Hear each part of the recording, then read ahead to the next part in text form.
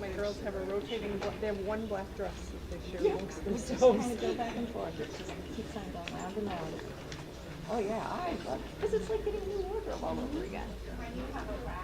Don't you hate it sometimes you get rid of something you're like, And then you look for it. because I had some, I had some guest jeans that I took to school. It's like I would never get my behind in those, and I know I have to give them out, but I'm just like, and I know I need to.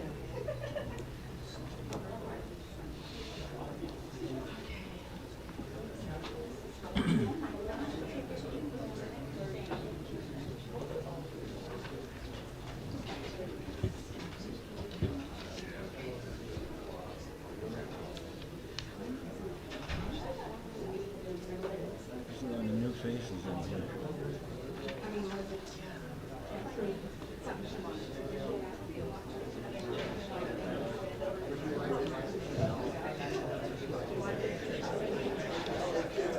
He's Val Kilmer died.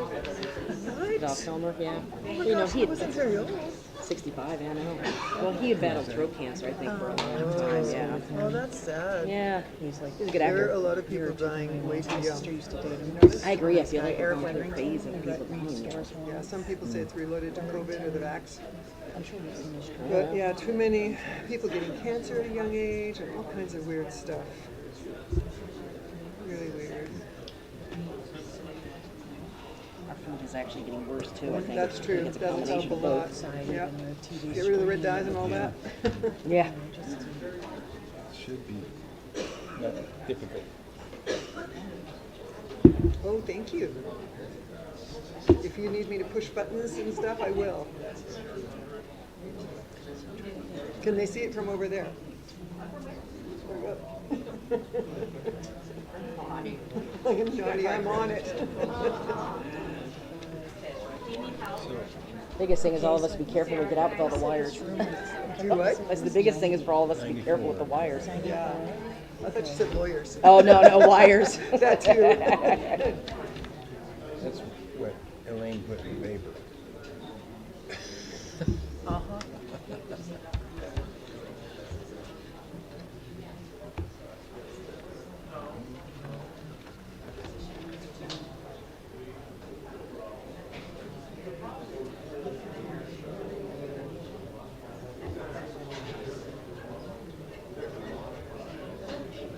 Last night was incredible. Yes. I'm so glad I went. That was amazing. We're gonna I miss never see. Nevin's coming up soon. I got the invitation. Sue Sheila. She always just looks on does. point with her. Always looks nice. Yeah, she does. She's Never see her awesome. frumpy, A just classy lady. Yeah, exactly. And her dog, is that what you No, said? daughter. Oh, your granddaughter. Everybody can hear what we're Oh, saying. and your daughter. Okay, gotcha. That's okay. Well, no, you It's a gotta go compliment. see that. Right? Well, you're gonna go down here and we're going to Atlanta. Good. You guys just really doing like the Disney thing? Oh, it'll be nice weather too, hopefully. Yes. Better than some. And how old's the granddaughter? She's Yeah, 11. these people Perfect. going Yeah. for these boards are Big pretty. enough to not whine that you're. Yeah. It's too hot or I want to sit down. They really are. I don't know. I think it's We wise took to her take to advantage of their Bonnie. expertise. It was pretty hot that day. She was ready to go after a while. I know. If kids aren't used to it, Yeah, that's the thing. They're from Maryland. Well, once it goes off, they're used to much cooler weather. can't you just hit a reset button or not? Oh, okay. All right, so when it goes off, can't Janice just go beep and let you reset it and go boop? Okay. I mean, I don't think she minds. Well, you gotta find a What spot. if it was over there? Because they're the ones who have to see it. So you have to move your desk again.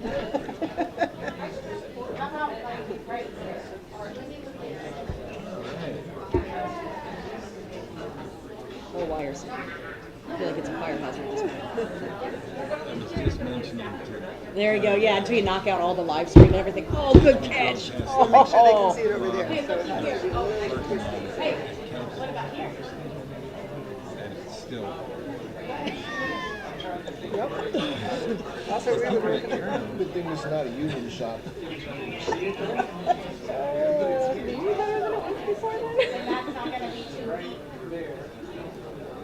Oh, Lordy.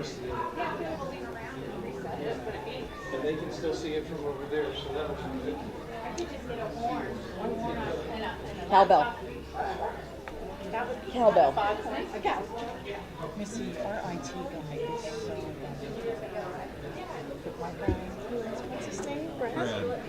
Okay, all right, I have to remember, because I ate with him one day. He's so good. I don't know. But he's always like, good feedback about Brad. Yeah, Sarah, whenever you're ready, just let me know. I'm gonna start calling him Flit. You know that character that. Oh, okay.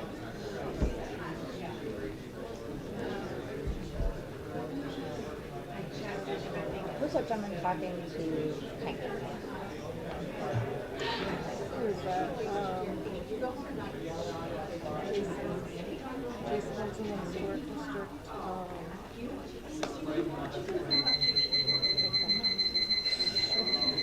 Okay, time's up. Just gives you PTSD. It's like the alarm when you were little. That's what it sounds like. Sarah, you're ready? Yeah. Aren't we, Sarah? Yes, we are. Okay, thank you. Good morning, everybody. It is now 9 o'clock in the morning on Wednesday, April 2nd, here in the Lashley Court. We're going to do a roll call. Janine Polk here. Greg Julian. Melissa Lockhart. Janice Denton. Okay, thank you. And Pastor, are you here, Carla? Yes, he's right. Oh, there he is, sorry. Will you do the invocation for us? Thank you.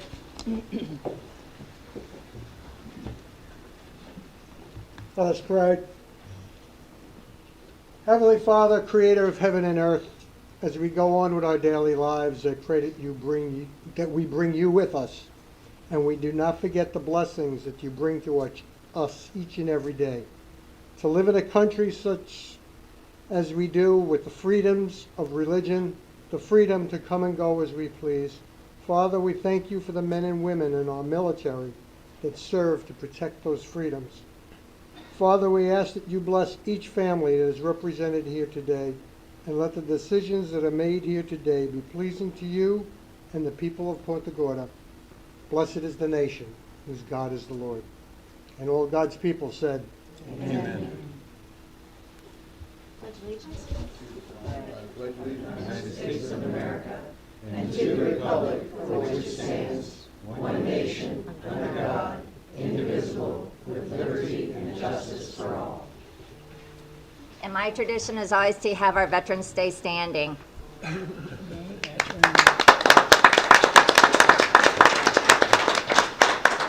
Thank each and every one of you for our freedom.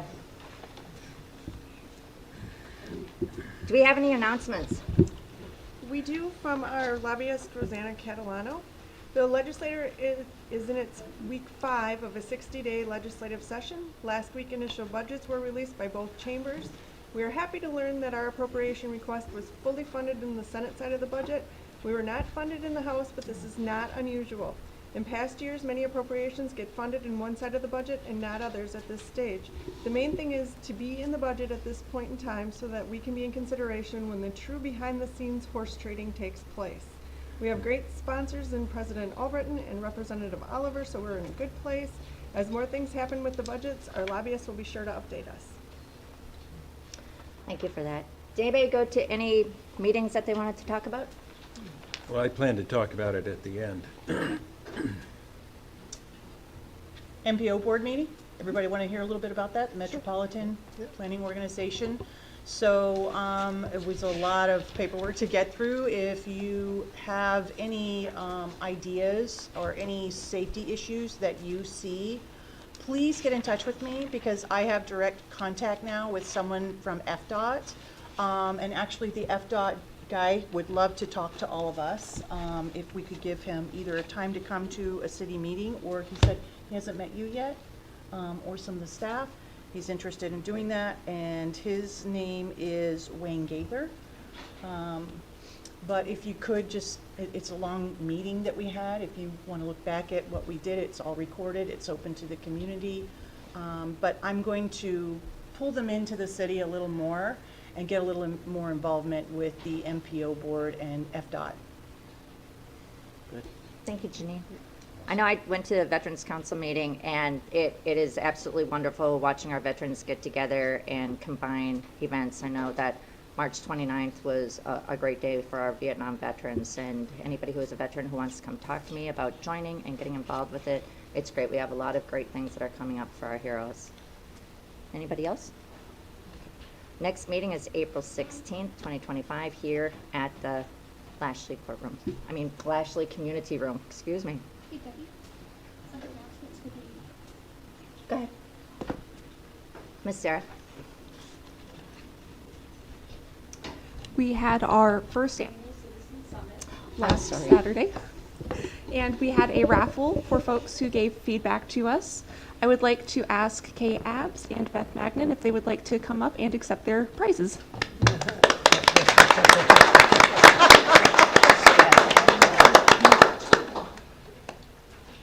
First, we would like to thank the Academy.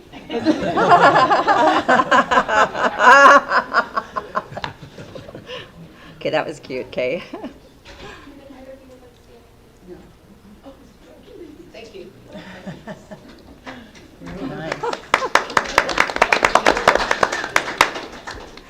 Is everyone okay with today's agenda?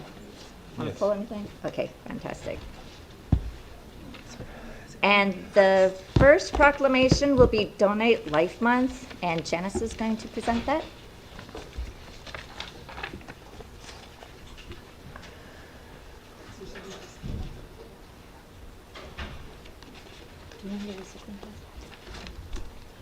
Proclamation from the City of Punta Gorda, Florida. Whereas one of the most meaningful gifts that a human being can bestow upon another is the gift of life. And whereas over 104,000 men, women, and children are currently on the national waiting list for organ transplantation, of which over 5,500 reside in Florida.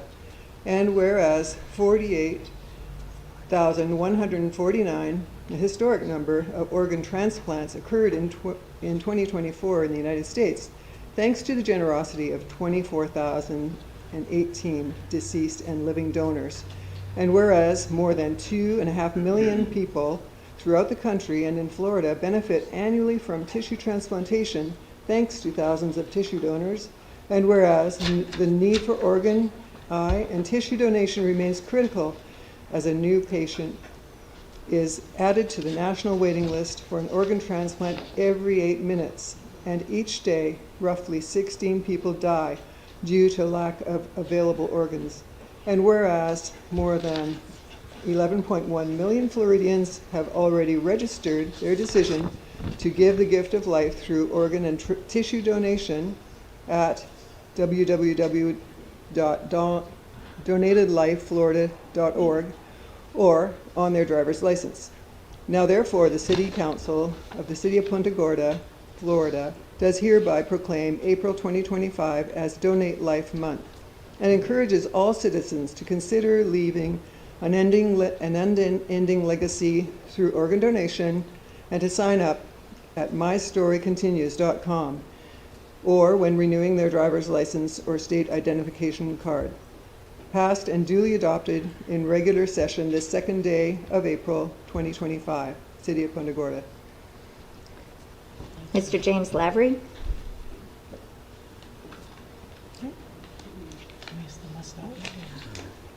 He's not here this morning. Okay, thank you.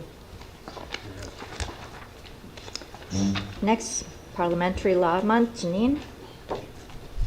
And this is to be presented to Shirley Castonvay. Is Shirley here? Hi, Shirley, you want to come up? Whereas in this, the birth month of Thomas Jefferson, author of the first American Manual of Parliamentary Procedure in 1801, it is fitting that we honor him and reflect upon the importance of parliamentary procedure in democratic organizations. And whereas on the eve of the birth month of Henry Martin Robert, author of Robert's Rules of Order, first published in 1876, it is an appropriate time to honor him and to celebrate his contributions to the field of parliamentary procedure. And whereas Robert's Rules of Order, newly revised, is the most widely recognized and used parliamentary authority in public and private organizations throughout the world, and whereas it is timely to reflect on the importance of parliamentary procedure in meetings and providing for civil discourse, protecting individual rights, ensuring fairness, and maintaining order, and whereas the National Association of Parliamentarians has, by adoption of a standing rule, designated the month of April as Parliamentary Law Month, and whereas the National Association of Parliamentarians is committed to educating leaders throughout the world in effective and fair meeting management through the use of parliamentary procedure, and whereas the National Association of Parliamentarians is globally recognized as the premier provider of parliamentary leadership whose mission it is to provide education and resources to enable efficient and democratic decision-making through the effective use of parliamentary procedure. Now, therefore, the City Council of the City of Punta Gorda, Florida, does hereby proclaim April 13th through April 19th, 2025 as Parliamentary Law Month. And we encourage residents to appreciate the importance of parliamentary procedure in ensuring fair democratic decision-making that balances the rights of the majority and minority. Thank you. Yes.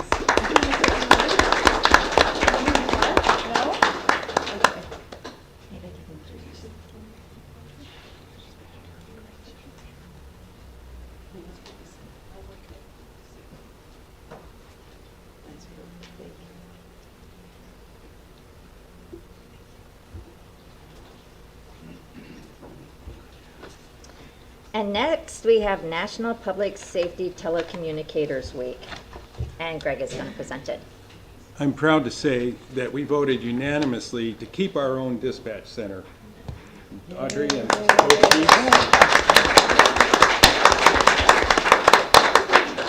Proclamation of the City of Punta Gorda. Whereas emergencies can occur at any time that require police, fire, or emergency medical services.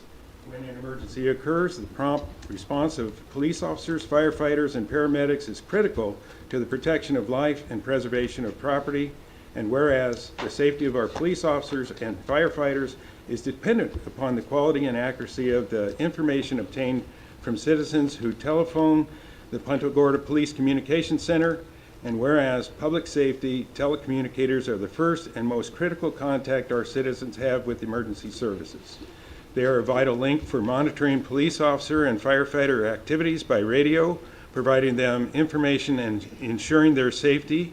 And whereas public safety telecommunicators contribute substantially to the apprehension of criminals, suppression of fires, and treatment of patients, while also exhibiting compassion, understanding, and professionalism during the performance of their job.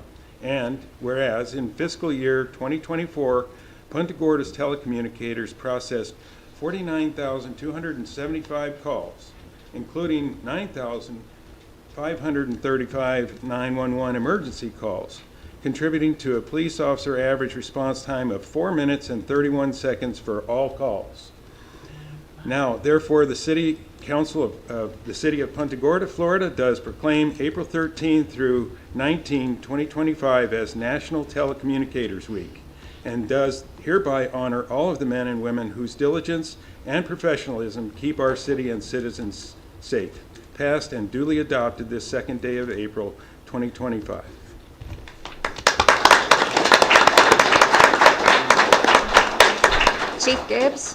Chief Gibbs, you should be up here as well. Yes.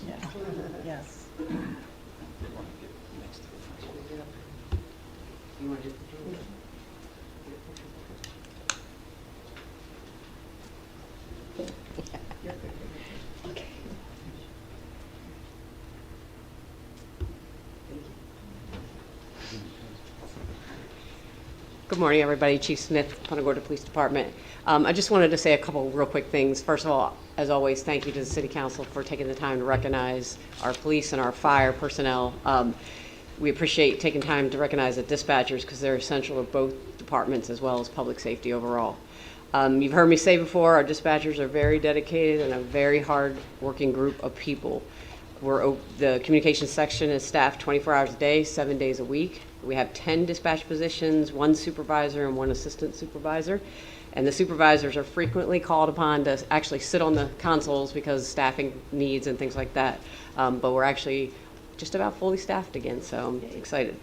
Their jobs are difficult, stressful, and often thankless, but they're the lifeline to our citizens, our police officers, and our fire personnel, and we truly appreciate them. Come up here with me, Audrey.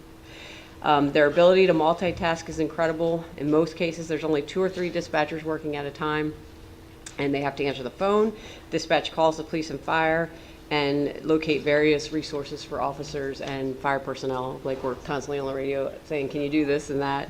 And they're doing all of that at the same time. As you heard in the proclamation, the dispatchers processed 49,275 calls, including 9,535 911 calls. They also dispatched or monitored 49,257 police events on our computer-aided dispatch system, and additionally processed an additional 5,014 fire events. So you guys are doing a lot of work in there.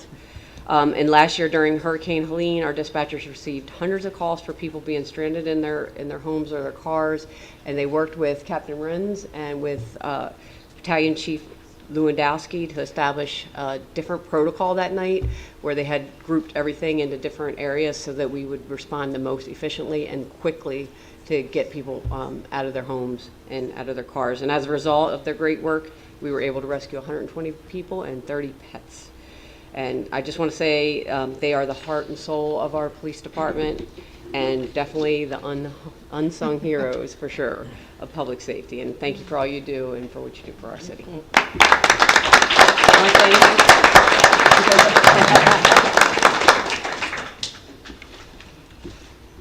That was wonderful, thank you.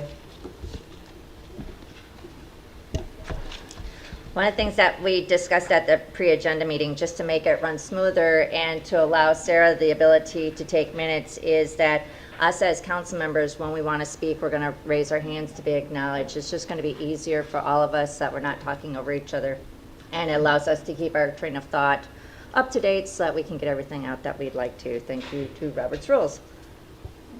So those wishing to introduce themselves as nominees for a board or committee may do so at this time. Those who choose to speak must state their name for the record. Anyone here for a board position? Last call, anyone here for a board position? Okay. We're going to move on. Anyone wishing to address the council or any matter must state their name for the record. Each person will be allowed to speak up to a maximum of 3 minutes. Please be nice, no booing.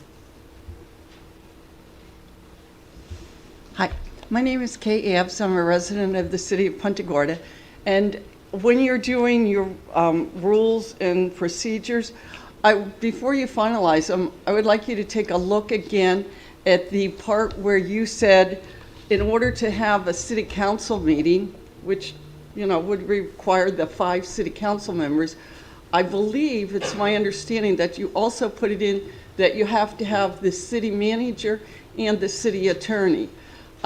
Let me present, you need to have 5 of the city council members. If 2 are in a car accident on the way here, you still have a quorum. You can still conduct a meeting.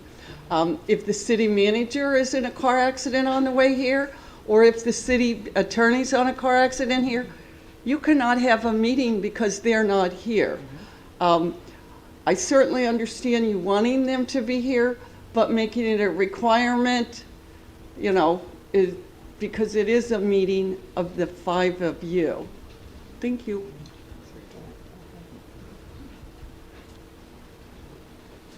Good morning, Mayor and members of the City Council. I'm Rob Hansick. I'm the current chairman of the Charlotte County Airport Authority, and we're here to speak and answer any questions for our request to waive the pre-annexation agreements as item under 6D on your agenda. I'm here with staff so we can answer any further questions that you might have in relationship to the legal opinions we previously sent to you in documentation. Thank you. Thank you, Mr. Hansick.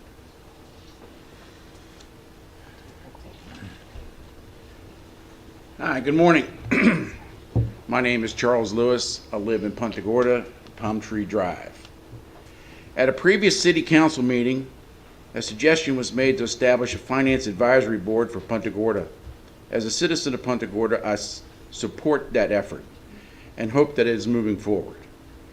I also recently learned that Florida is offering a state Doge to municipalities for free. I understand that there's criteria in order to qualify for the program. The previous administration voted to raise the millage rate on the citizens of Punta Gorda, and here's a shocker, the city received less revenue. Property values have been severely impacted by weather and market conditions. Punta Gorda is now spending more than the citizens take in taxes. If this trend of deficit spending continues, what are we going to do? Here's another question. What happens if Tallahassee decides to take away the Punta Gorda property tax? To be clear, having the possibility of Florida State Doge to come in is not a no confidence suggestion against the city employees. It is truly, if it is truly free and Punta Gorda can continue, will alter their deficit spending, then why not ask for help and become more efficient? And to close, there was an article in the Sun paper April 1st about the sunshine laws. The assertion was made that the people were unreasonably restricted from public access to the Lashley facility here today. If you look around, you will see that there's more than adequate seating. So what were the contributing factors? The mayor awards and proclamations were well attended, along with other agenda items. When the meeting room was full capacity by the fire marshal code, a temporary hold was enacted until people inside the building left, allowing others to come in. Anyone was allowed to come in and join the meeting. They were also allowed to speak, even if they were not a resident of Punta Gorda. So that included people that were clearly activists that were here for the ICE proclamation. The fact that the Sun paper reported this is keeping with their biased and inaccurate reporting, and just another example of fake news. Thank you.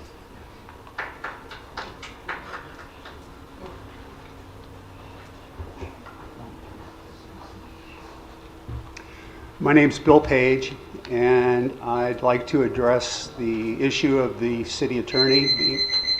Wow. Time's up. You're done. Okay. My name's Bill Page, and I'd like to address the issue of the city attorney. There's three things that I think the council needs to take into consideration. One is the amount of feedback we got last year during the town hall meetings. There was a lot of discussion both in the meetings and individually that it was time to take a look and make some improvements there. Recently, we had a comment made by the city attorney that last year when they voted in the LDRs, he hadn't read them. To me, that's unforgivable.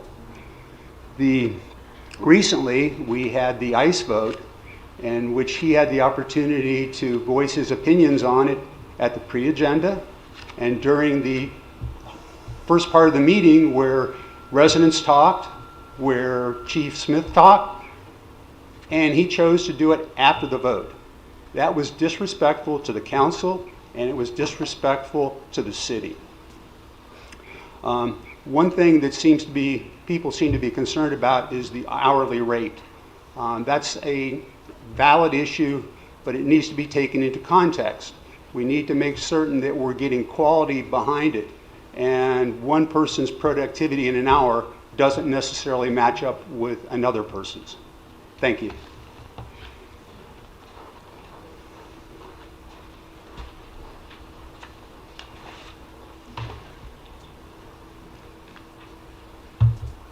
Well, good morning, City Council. My name is Tim Ritchie, and I'm a resident of Punta Gorda. And I usually talk about water issues, but today I'm here to talk about something a little different. I would like the answer, do we, the city of Punta Gorda, still own the 2 parking lots at Fisherman's Village? Or are those lots now owned by a bank. I want the answer to this. I want to know, did the city of Punta Gorda lose $200,000 in revenues? Because it's my understanding that we have. And I want clarification on this after I speak, please. Now, I wish I could be in two places at once, but unfortunately, they broke the mold when they made me. Right now, as I speak, there is the Peace River, Minnesota Regional Water Supply Authority meeting happening. Let me tell you, I've been going over some reports and documents, and I've been reporting on this now for over 7.5 years. And I want you all to start to understand, you have to look at Tampa to Charlotte Harbor. You have to encompass an entire circle. They are using, with the Florida Department of Environmental Protection, a thing called the NPDES permit. Now, all cities and counties need these because of stormwater and runoff water. But I have to tell you, I met with FDEP 2 weeks ago up in Plant City, John Coates, top dog of Mineral Division, and I told him, and Santino Provenzano from Mosaic, about Mosaic needing to install industrial wastewater facilities at every site. And they need to have reverse osmosis, and they need to contain their pollution, toxic pollution. Bone, breast, liver cancer, brain cancer, all associated with phosphate mining. I have this document. They're coming back to renew and modify their NPDES permits. We don't just have 27 million coming down from Bartow. We have millions. Thank you, everybody. And please, I need the answer to the question about the lots. Thank you kindly.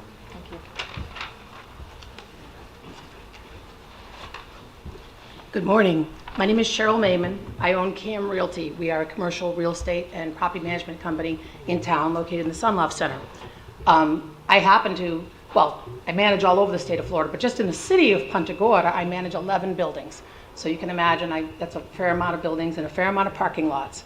I got a phone call, I think earlier this week or very end of last week, from B&B Grocer regarding the code violation they just received for the parking lot at 117 West Marion, basically the large parking lot across from the Ice House. Obviously that was a grocery store 20 years ago, taken out by Charlie. I think it took a couple years to take it down. So for 18 years that's been there. And for 18 years it's been probably used as kind of overflow parking for all of downtown Punta Gorda.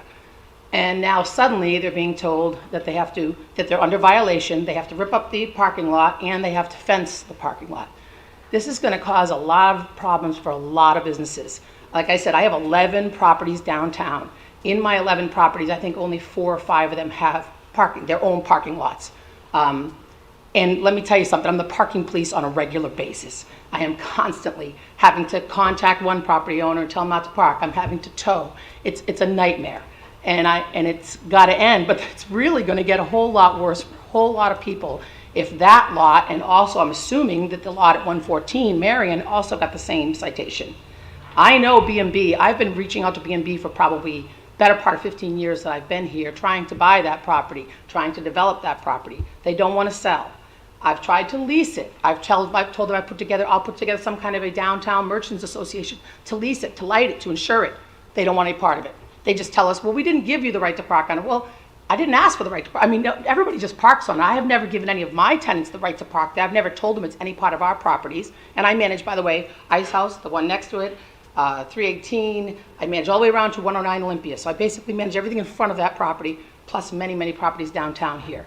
So I don't know why suddenly this was imposed, but I'd like an answer to that, because it's going to, now even talking to B&B, at this point in time, even if the code was taken away, they're probably still going to fence it. And I'm telling you, this is going to be a real nightmare for downtown, because that's also going to include the downtown that way. The other lot of 114 Marion, I'm sure, correct? I'm assuming. So where are we going to park? And it's only going to put more of a burden on the few buildings that do have parking. I know we have a parking garage, but guess what? The average person in Punta Gorda isn't going to walk from the parking garage all the way down to Ice House, or the parking garage all the way a different direction. It's a lot further. You know, we used to have nickel ride. That was great. We don't anymore. So I just want you to reconsider what you're doing so that I can possibly reach back out to B&B and say, hey, they're taking away the fines. Can we let the sleeping dog lie? Because we've opened a can of worms that I don't think you're going to like the results of. Thank you.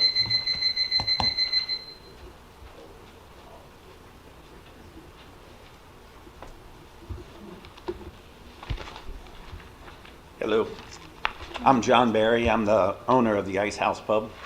And yes, reiterating what Cheryl was saying, for the last 18 years, not only us, everyone around us, all the emergency medical people that were here earlier, all used that space after hurricanes, staging. We just don't know what will happen when there is no longer any parking. So now they're going to start parking along the streets. At one time, I was told that they were doing a beautification project from 41 down to Martin Luther, and we're going to put in diagonal parking. I'm not sure what happened to that, but that didn't happen either. So we would like you just to reconsider that. And like she said, if we could come to some kind of agreement between you, them, and us, we would be more than happy to take care of the property and keep it up and insure it and all of those things.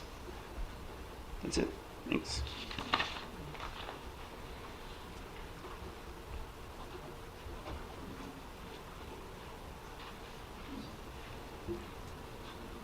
Hello, Jeff Lustig.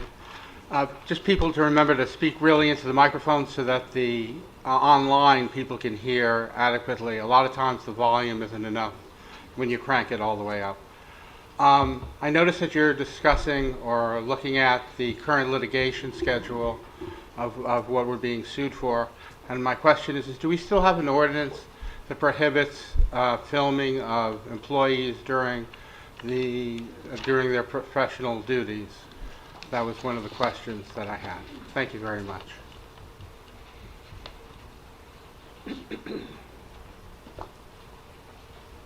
Good morning. My name is Ken Tyner. Born and raised here in Punta Gorda. I got a few businesses.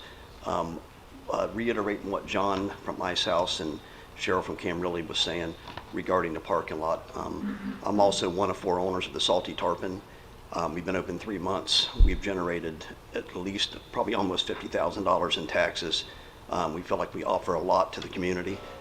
We also have over 50 employees. I think John probably has more than that from the Ice House. We have a lot of concerns. Without parking, I can speak for my 3 partners. We will probably have to shut our doors. There'll be no place to park, no customer parking at all.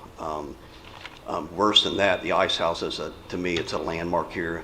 That building's been here since the late 1800s, and the Ice House has been open almost 20 years, and everyone loves the Ice House. So I'd ask you to reconsider what's going on to see if we can, if at the very least do something temporarily, we can figure out a better parking solution or something, but to just up and fence that property in is going to be devastating to a lot of businesses. So, thank you.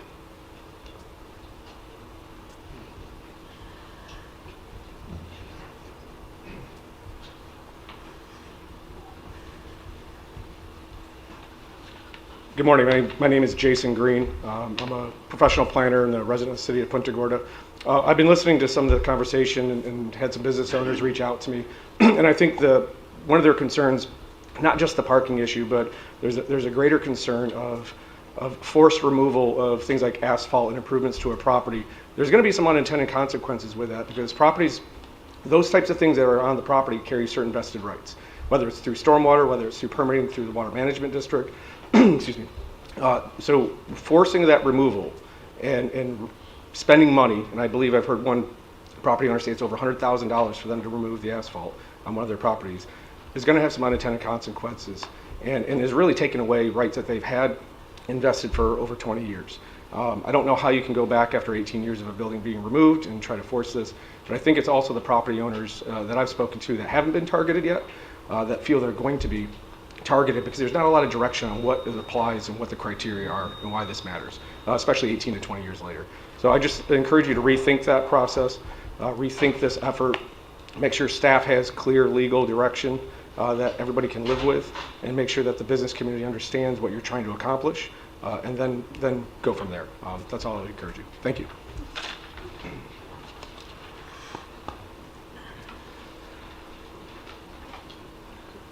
Good morning, Kevin Doyle, co-owner of the Celtic Ray.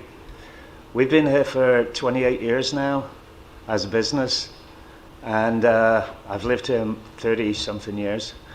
And I've seen the downtown grow from nothing to what it is today.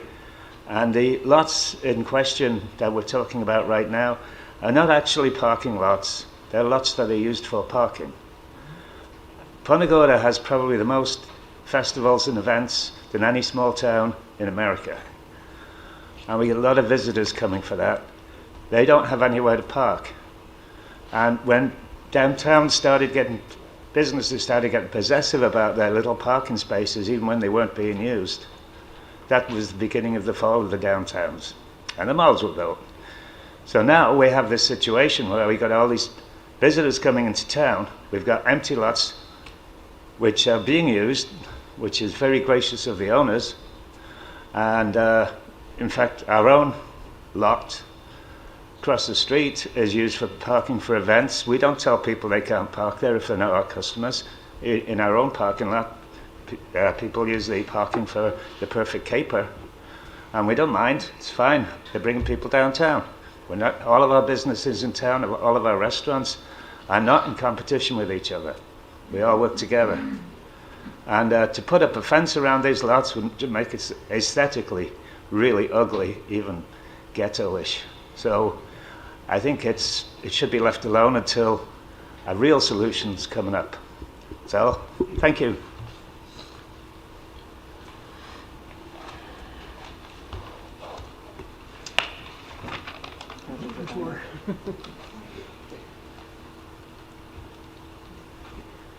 Max Doyle, co-owner of the Celtic Ray. I just want to add on to what everybody else is saying about the parking. It not only affects Ice House and the Salty Tarpon, it affects the entire downtown. And I've kept notes on downtown Fort Myers. I've lots of friends, a couple business owners out there, and the lack of parking is really, really hurting downtown Fort Myers. And I don't want to end up like downtown Fort Myers. That's it.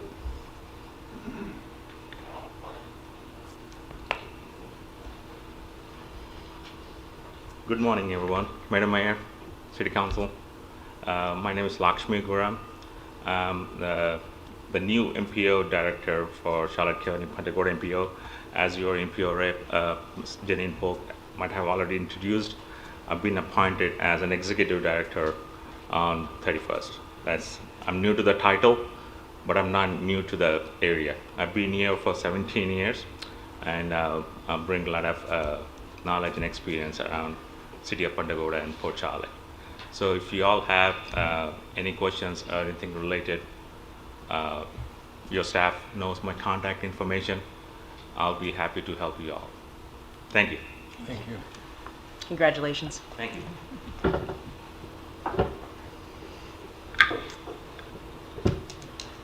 Madam Mayor, Debbie?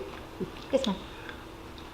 Can we address these concerns now? Because a lot of things have come up that I know it's not normal, but it seems like we need to talk about these things and answer some questions.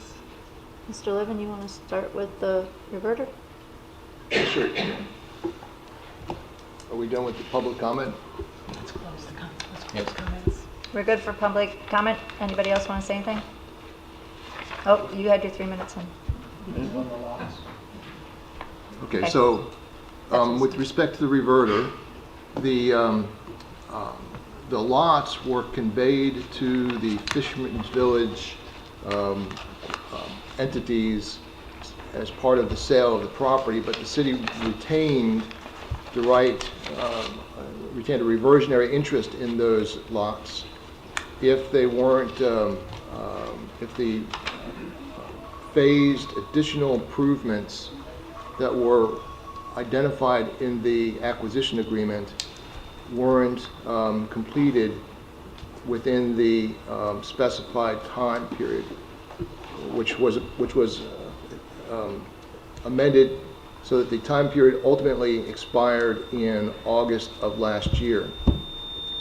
In order to effectuate the reversionary provisions, notice was required to be provided to the to Fishville entities, and they were given 120 days from the date of the receipt of that notice, before which the city would then be able to exercise its reversionary interest. We are holding a deed to those 2 lots in escrow. The notice was sent and received recently. The notices that went directly to Fishville were returned unreceived, but we were able to obtain service on the receiver recently. The 120 days runs up in the middle of July, at which time the City Council will have the opportunity to decide whether they want to exercise their reversionary interest. If the City Council decides they want to do that, then the city has the authority under the acquisition agreement to record those documents.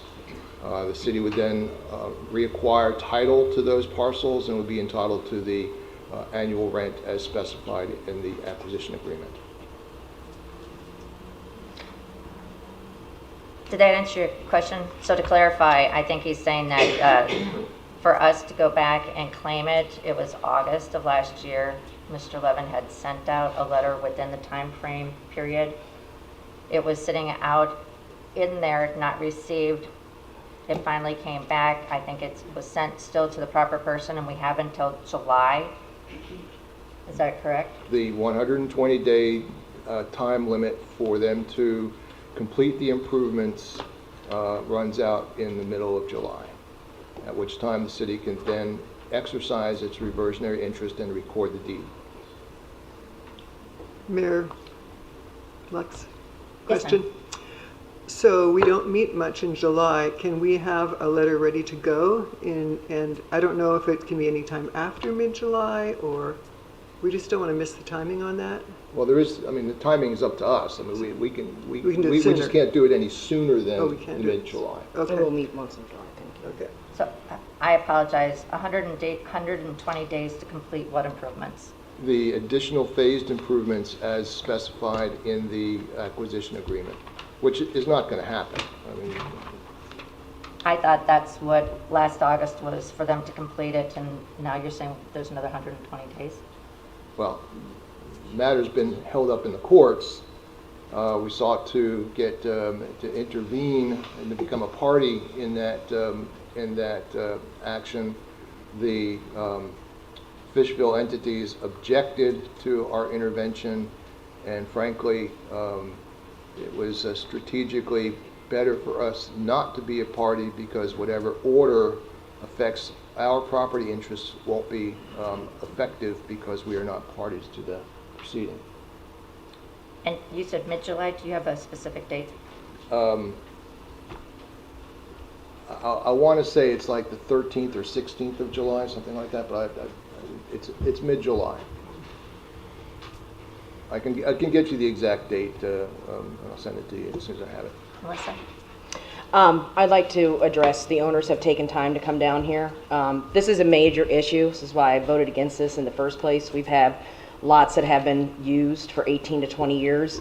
And, you know, there's two facets to this. Obviously, the city started this, but now the owners are upset about it, right? So obviously, at the end of the day, we still can't tell the owner of the lot what they can or cannot do. But this wasn't a problem until this started. So I think we need to do something quickly to allow the business owners to maybe have another conversation with that parking lot owner, that maybe they can come to some agreement. And I don't know how or what we can do, whether it's a moratorium on that code, if it's a stay, if it's however you want to word it. But I think we need to address this right now. because our businesses are our lifeline, and they all worked so hard to open up after the hurricane, and I would hate to see that their revenue is going to be affected because of a decision we made. Yeah, I'd like to add that I wrote down unintended consequences before it was mentioned, and we certainly don't want that. And this is also why I want to highly prioritize the Virginia Street Complete Street project that's on the 1% sales tax to achieve what they were talking about, the diagonal parking down that road, and that's it. So when I look at this, again, the property owner has the right to do whatever they want on their property. I don't think we have anything that mandates a fence to go on there. I think that was something that they were trying to help out with. But this also shows how 1 to 1,000 parking spots is not a viable option for our city. And we need to take a look at that. And if this parking lot, which is actually private property, is not used for parking and they start building, what's going to happen to these property owners and where are they going to park? So we really need to look at it at the proper way. Not that we're using this parking lot, because USAVE has the right to say nobody can park there anyhow. And it is a liability for them. So we have to turn it around and look to see what can we do for our small businesses to find proper parking for all the residents. And one thing I need to say is we need to go back to any new buildings need to have the ITE usage of it, so we have enough parking for anything that's going to be built there. Because it's not fair to that parking, that owner to have to utilize their spot for everybody else to park. And I understand, you know, we need parking. So let's take a look at what the real cause is we need parking. Janice. So the original intent, or the reason we came up with this, was because of impervious surfaces throughout the city and our drainage problems. And so we looked at all the concrete and asphalt everywhere, and we thought if we can get more pervious surface, that's going to be helpful. Now, the unintended consequences is a lack of parking for businesses. That's not what we want to do. It seems that if parking lots or property owned by people who, if they gave permission to use it as a parking lot, then maybe that can solve part of our problem, and a temporary use, I don't know, whatever, but people need to be able to park. What we don't like is where there's properties that aren't allowed to be used as parking, and yet they still have all this concrete everywhere looking like, you know, not good for the city. So if it's being used as parking, perhaps we can work out some sort of parking allowed, insurance, as you guys said, we'd be happy to contribute. We just want to make sure that parking's used where it's allowed and where it's welcomed, but where there's concrete that's not helping our pervious surfaces, then we want to see if we can have it removed. And we just want to do what's best for our city overall. Thank you, Janice. I think this is something that's on our agenda, so we'll come back to it. I hope that answered well enough right now until we come to this discussion. Unless, please, Melissa, unless we decide to move this up to talk about it first and pull it from the consent agenda. Melissa? I would want to move this up. I think the owners are here. They want an answer. Yep. From the conversations I had with many business owners, there is a timeline that possibly if we get this done for them and at least give the owners, they can go back to the owners of the lot and say, listen, the city has decided to do A, B, or C to give more time for them to discuss a negotiation. That needs to be done today. If not, what I'm afraid is that the owner of the property is just going to go ahead and do what they're going to do, and that's going to cause more problems down the road. If we can nip that in the butt today before they, you know, the new owners invest in whether it's going to be fencing or sod or whatever they're going to invest in, then I think, you know, it gives more time. Now, at the end of the day, though, if we give that time and then they go to the owner and the owner says, well, we still don't want to do A, B, and C, well, that's between them. But at least as a city, we've not interfered with that process. That's what I would like to see today. So let's go to the consent agenda, and then we can make a motion. Somebody wants to make a motion to have that the first issue or what we talked about. So let's go to the consent agenda. Anybody wishing to pull anything on the consent agenda? Yes, I move that we pull the impervious issue and put it in the regular agenda for discussion. Second. Anything else that wants to be pulled? Okay, all in favor? Aye. Okay, so everybody's in favor of everything else on the consent agenda, correct? Litigation. Sarah? So you're looking at that motion, who seconded the motion? I did.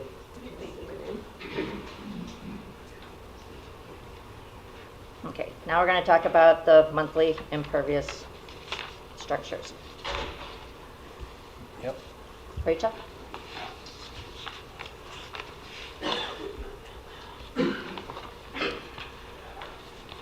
Good morning, council. Rachel Berry, zoning official for the record. Excuse me.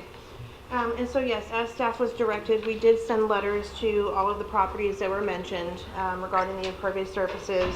Most have been there. Most of the structures were taken down following Hurricane Charlie back in 2004, I believe it was. There was another, I believe, that came down in 2011. And so, as directed, we did send those letters. The only property so far that has been issued an official notice of violation is 300 West Retta Esplanade. That's where the old waterfront hotel is. Now, theirs is a little bit different because they had an open demolition permit, which requires the impervious area to be removed as part of that permit, and that process was never finished. So that property was taken down after the requirement to remove impervious surfaces was added into the code. All of the others that have been discussed, the buildings came down prior to that. But we have sent letters to those owners. Some have passed their deadlines. And if council directs, we'll send them their notices as well. But if you guys want to go a different direction, we're happy to discuss that also. Thank you. Greg? Yep. I think it's clear that we need to stay this effort and find out a different solution. I agree with the idea that the ones that are already blocked off, that have impervious surfaces that aren't being able to be parked on, we should continue to move forward with them unless they want to take a different approach and make them available for parking. But the ones that are being used by all these businesses, and that's why I said I would like to prioritize the Virginia Street Complete Street project that's on the 1% sales tax list but was unfunded.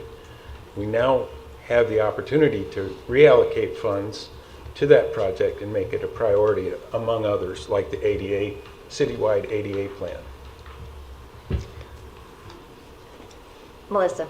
I don't disagree. I would ask Mr. Levin to weigh in, though. I think if I had to guess, it would be more of a stay on those properties that were on, I don't know what the proper word is, that were, I guess, non-conforming before the new code was put in place. So I don't know if we can pick and choose.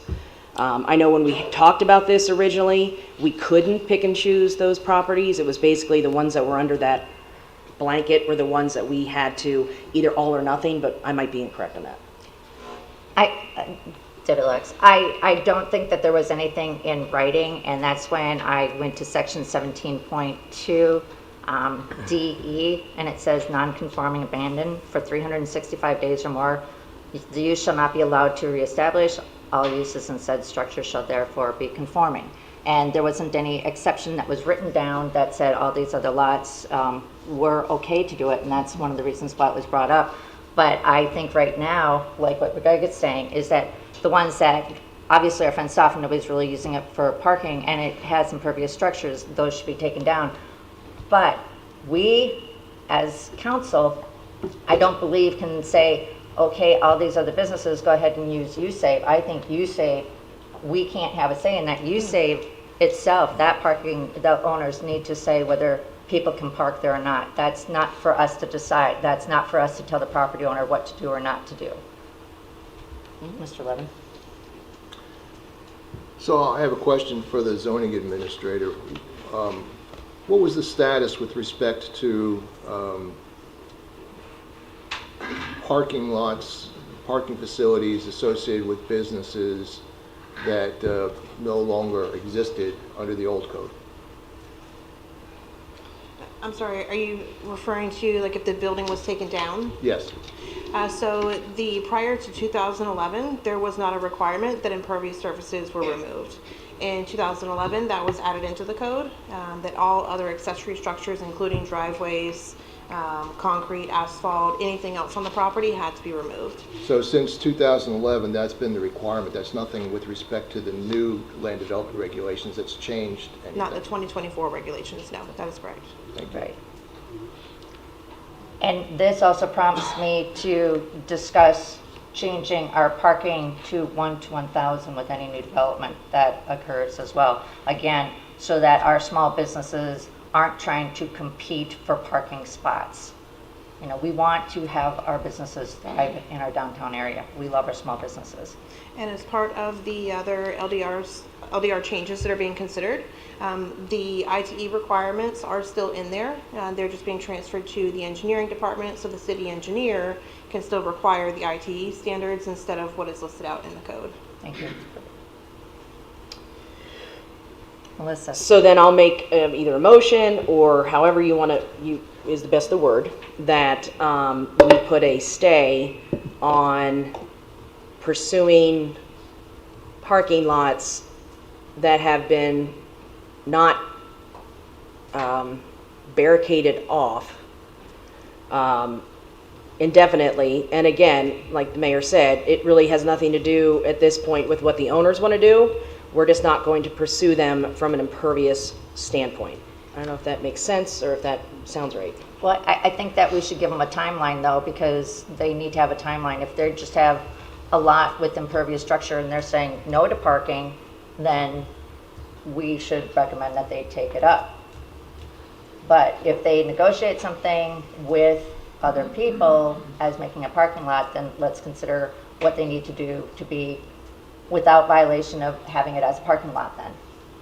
So all of the properties that were mentioned, a parking lot is a permitted principal use. There's just certain conditions like landscaping, one other one, let's see, there was landscaping requirements, the size of the parking spaces required, there's certain layout standards of the parking lot, 10 parking spots and then a landscape island, 10 parking spots. You can have a couple parking aisles, and then you have to have a landscape buffer between there. So that would be one to bring it into complete compliance with the code.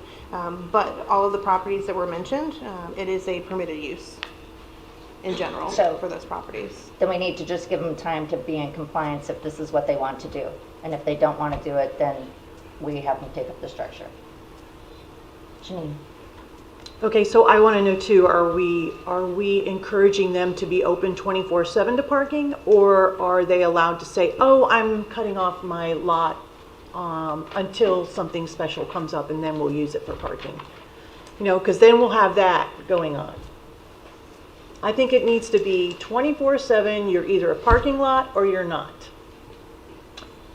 Melissa. But I'm talking about something completely different. So let me try to see if we're all on the same page. So to break it down for those that are listening, if they come into code, okay, they can still keep the concrete. They just have to put in, which is money, for types of parking, landscaping, etc. That's one way to come into code. Correct. The second way to come into code is sodding, right? Take up everything and sod it. Correct. Okay.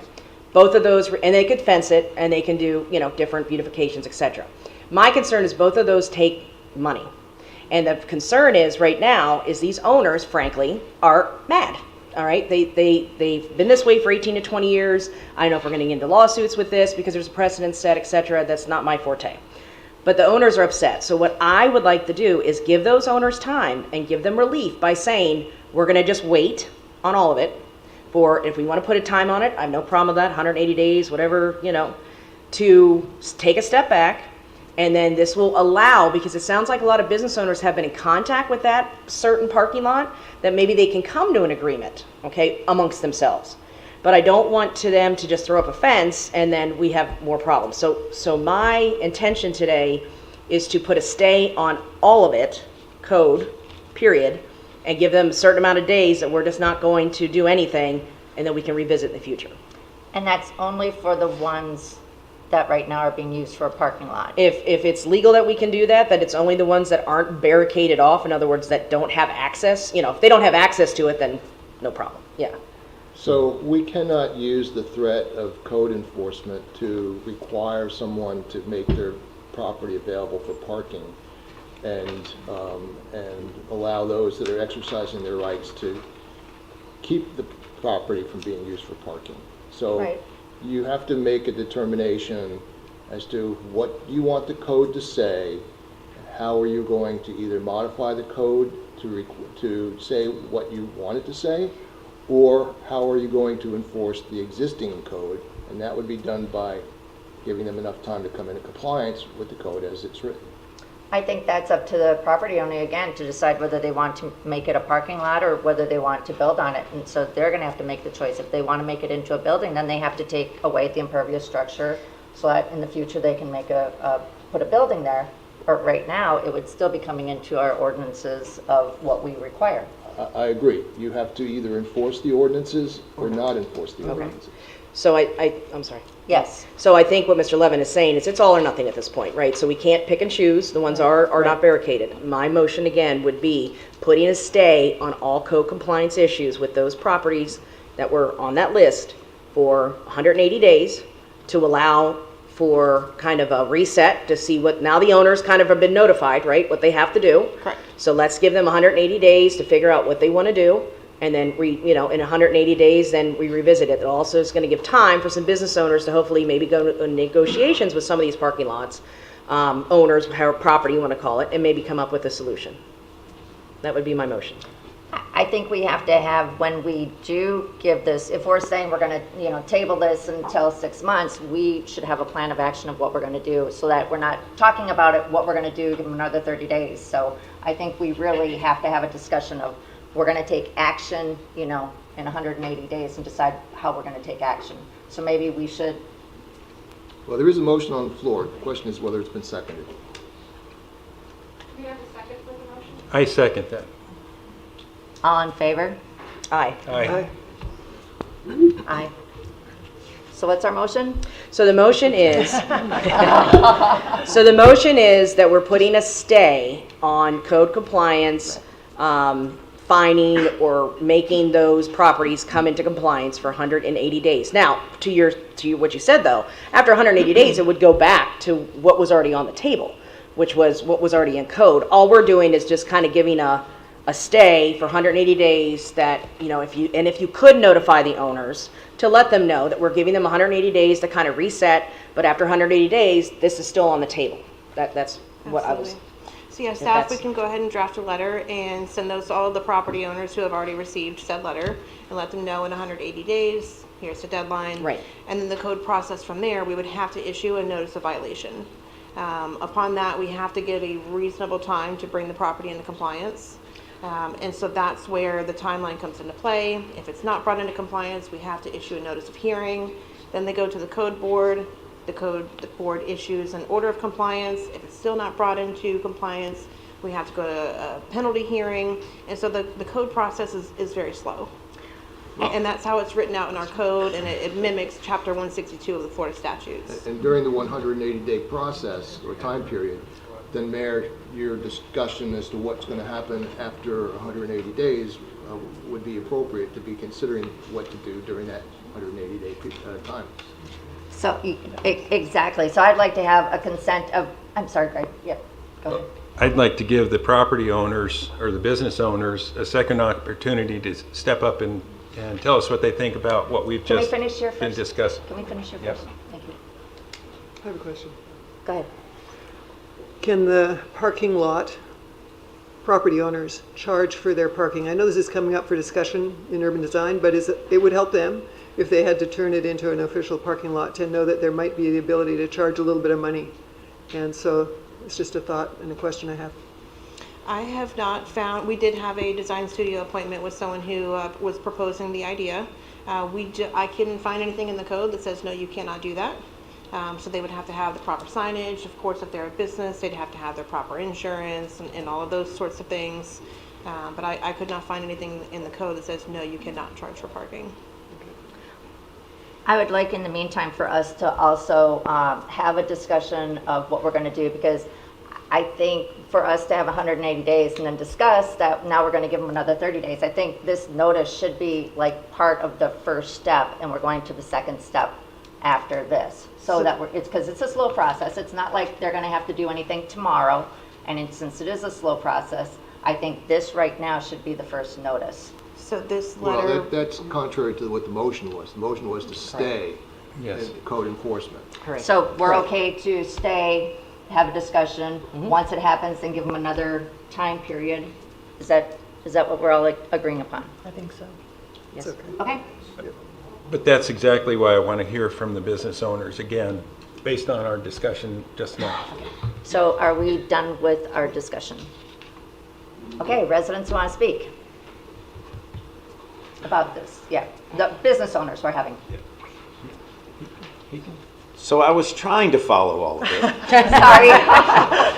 Now you know how we feel. Right. So, I'm sorry, John Barry.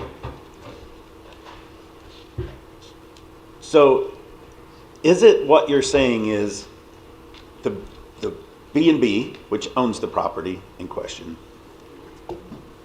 if they do decide to allow or not do anything to the property and allow it to be parked on, because technically it's not a parking lot, I think what you said was then as long as that continues to happen, then they would not be forced to pull up the asphalt and do those kinds of things.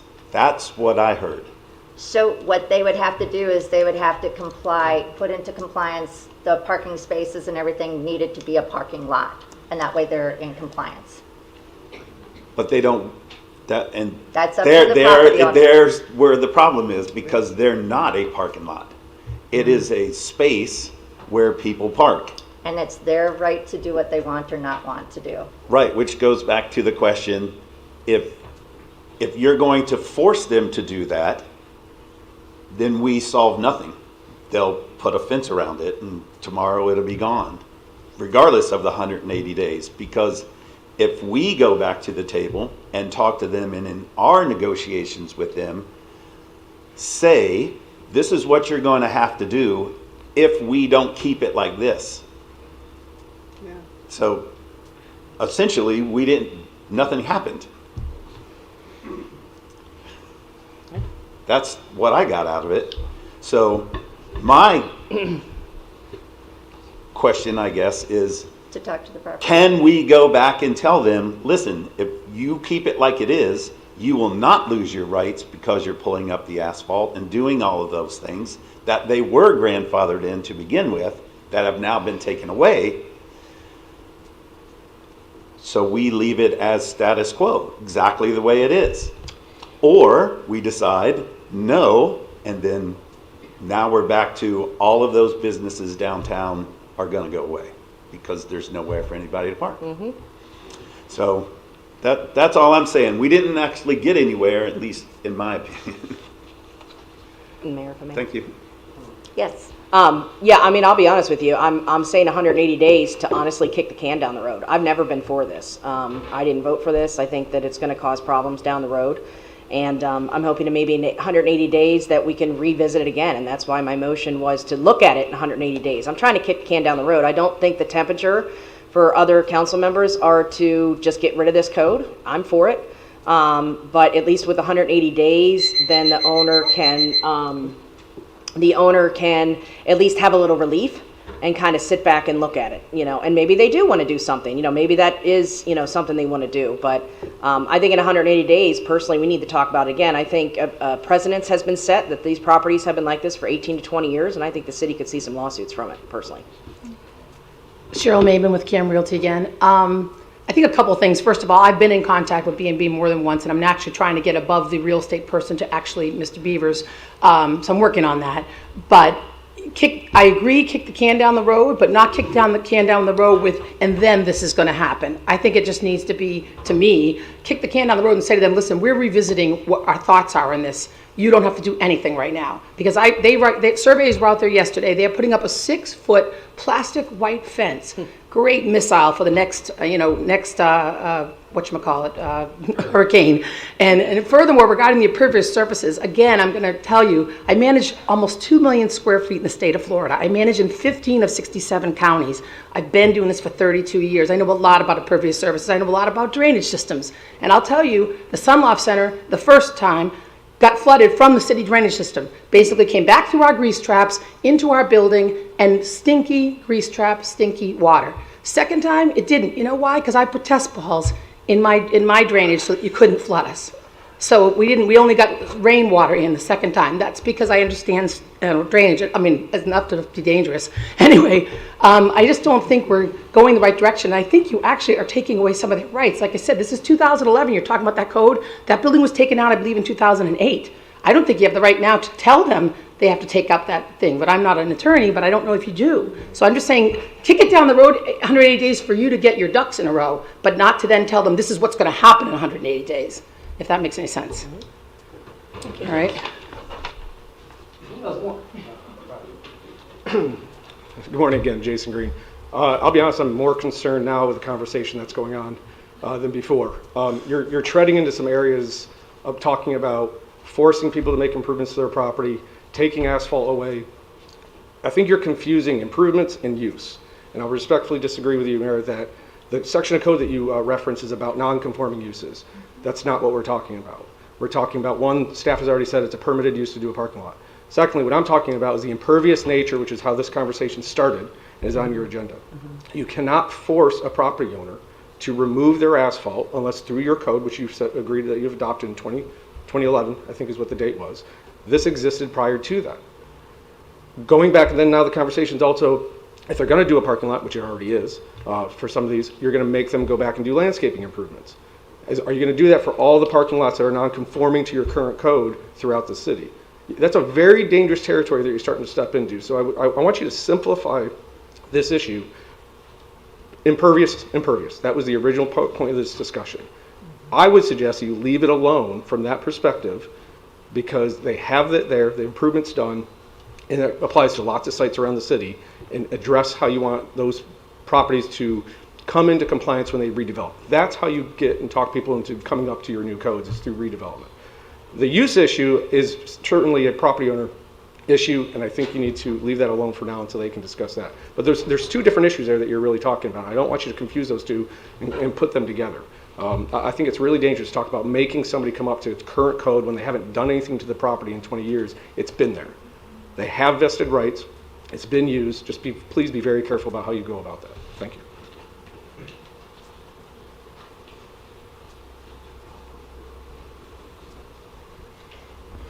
Good morning. Joe Camerano. I'm not a business owner, but I'm a resident. Can I speak? Yes.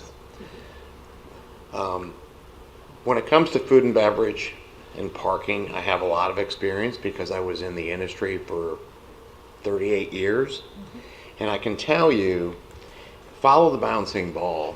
You're potentially crippling the small business owner that pays a substantial amount of taxes that come back to our community.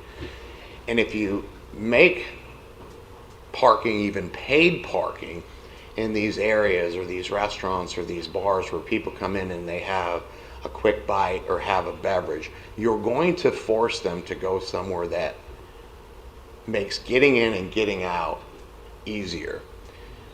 I'm going to give you one example of Sunseeker. They opened up, it was free parking, then they went to paid parking, and then they realized that all of their businesses were empty because locals typically will not go to an area and pay for parking. You can look at data. There's data from all small towns everywhere that will tell you it's speed to execution, and it's the ability to get in very casually, have a bite to eat, get a beverage, get a cup of coffee.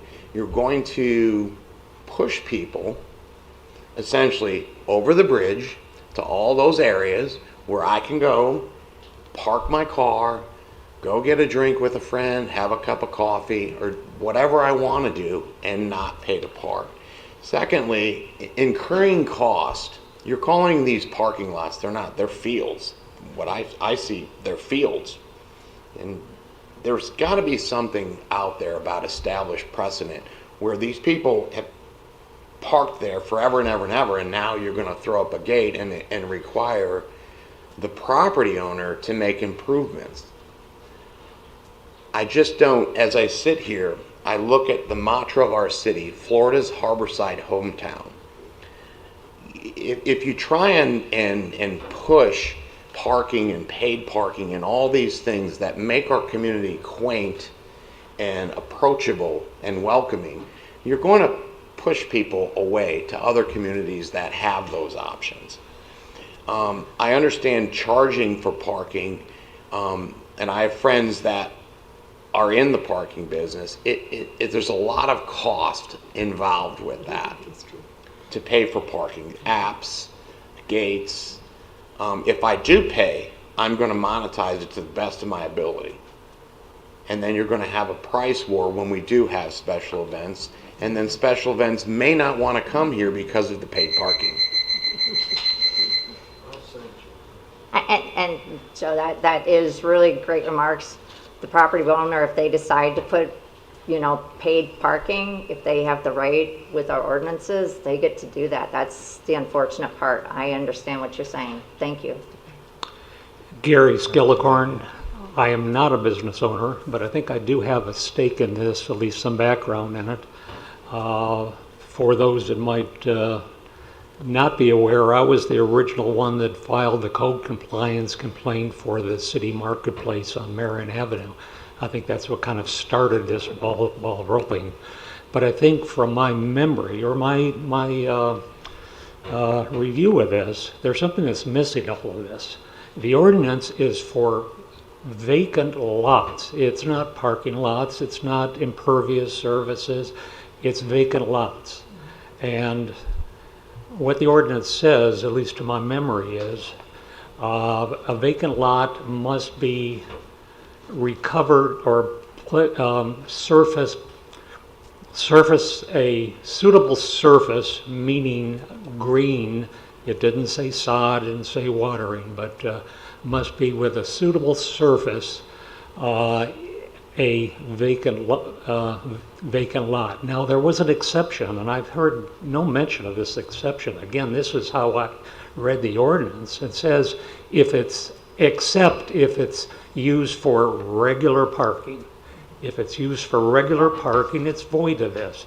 I remember getting in discussion with a previous city manager that there were 2 cars parked there last week, and he said, oh, that's regular parking, so it's in that exception. So keep in mind this exception there, if it's used for regular parking, however you want to define that. I think it's void of this thing, whether they have to put fences up or it has to be suitable parking, meeting parking requirements, even though maybe I don't like it. It's a way that it was handled for vacant lots, and that is the key. It's not parking, it's vacant lots. Read the ordinance. There is the exception in that. Thank you.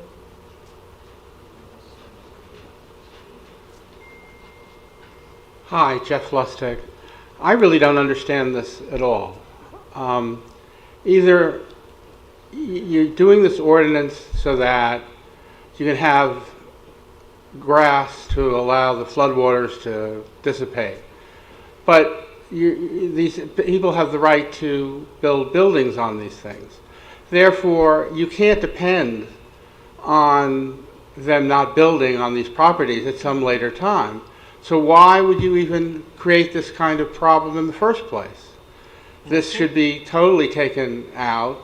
There's no reason for it because you're just creating another regulation to discourage business growth and to have people deal with it. The people have the right to build a building on it. You can't take that away from them unless you're planning on eminent domain. Ooh, I shouldn't say that. It just doesn't make any sense, and you should repeal this law and stop all this litigation and stop all this even talking about it.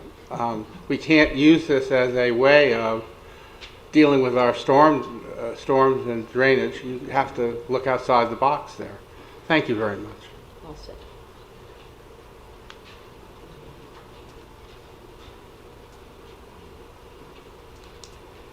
My name's Ken Tyner. Just speaking again on the matter, I just wanted to point out one thing. We talk about we can't control what the homeowner or what the owner wants to do with that property. I would believe it was about a year ago, he met with John from Ice House and verbally said, listen, I have no problem with people parking there as long as you keep everything picked up, keep all the garbage off, so on and so forth. There was a couple of dips in the parking lot. We actually were planning on before summer, making some repairs, making it safe, so on and so forth. And the owner of the property is totally fine with it. The only time that he got scared, I think, when he got a letter from you guys basically, in a sense, threatening him that this had to be done. And all of a sudden now, you know, we've opened up a can of worms. So what I'd like to ask on behalf of us, Ice House, Celtic Ray, all the businesses around there that are affected by this, is that at this point, somehow that the owner's notified immediately, letting him know that, hey, we got some breathing room. Let's take it. You're taking a step back and reevaluating everything, so that, you know, 3 days from now we don't have that white ugly fence running around, which is going to look horrible for our community. At the same time, it's going to pretty much devastate a lot of businesses. So that's what I'd like to ask. Thank you.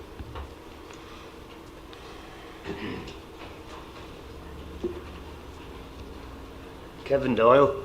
The lot in question we're talking about has no direct impact on our business, but it does have the impact on our town.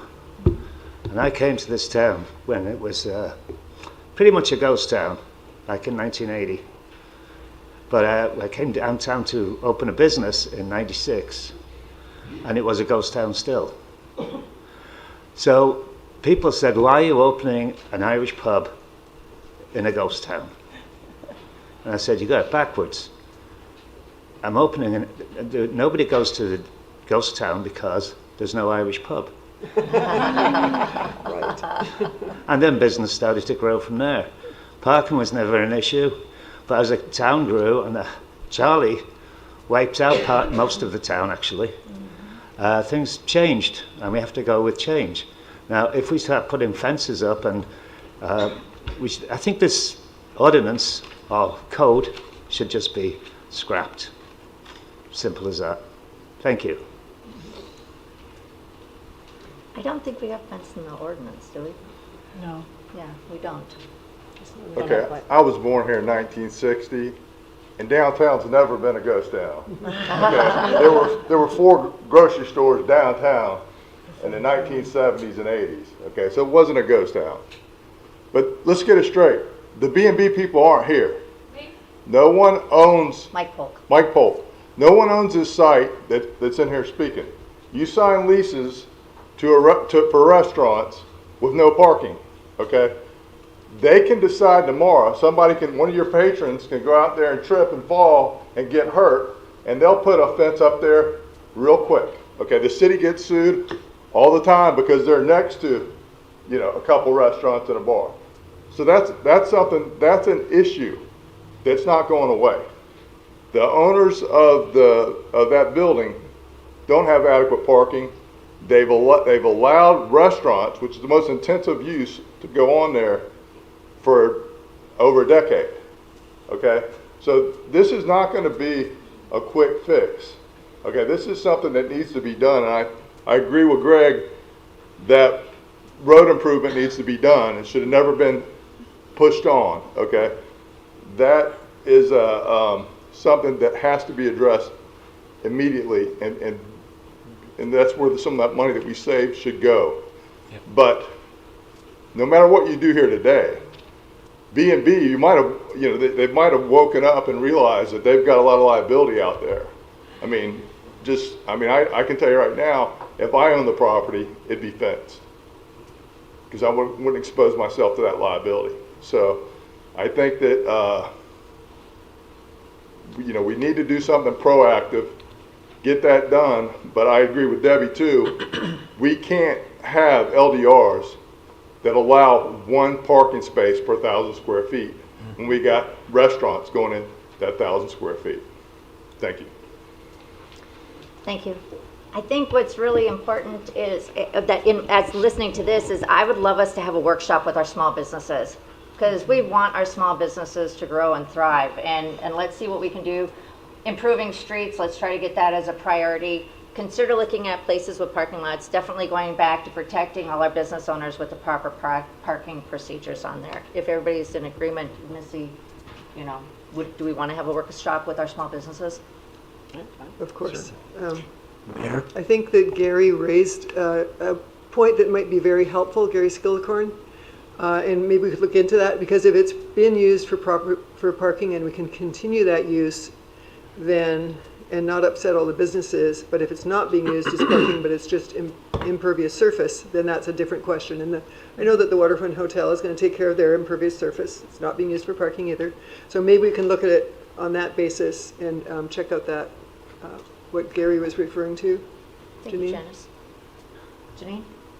Janine Pohl for the record. So I'm just listening to all of this, and I feel like there should be an agreement between these business owners and the gentleman or whoever it is who owns the parking spaces.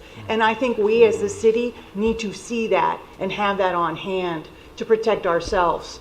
Because if the agreement is, yeah, you can use it for parking, great, here's the agreement signed. We need to have that kind of knowledge, have it on our books, just in case.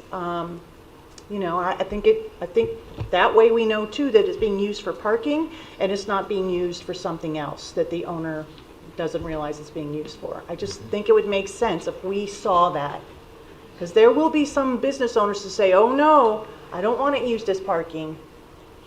Then those are the ones that we should probably be going after and saying, then you need to remove the impervious area. I owned a business in Punta Gorda, Tim Ritchie, from 2008 to 2011.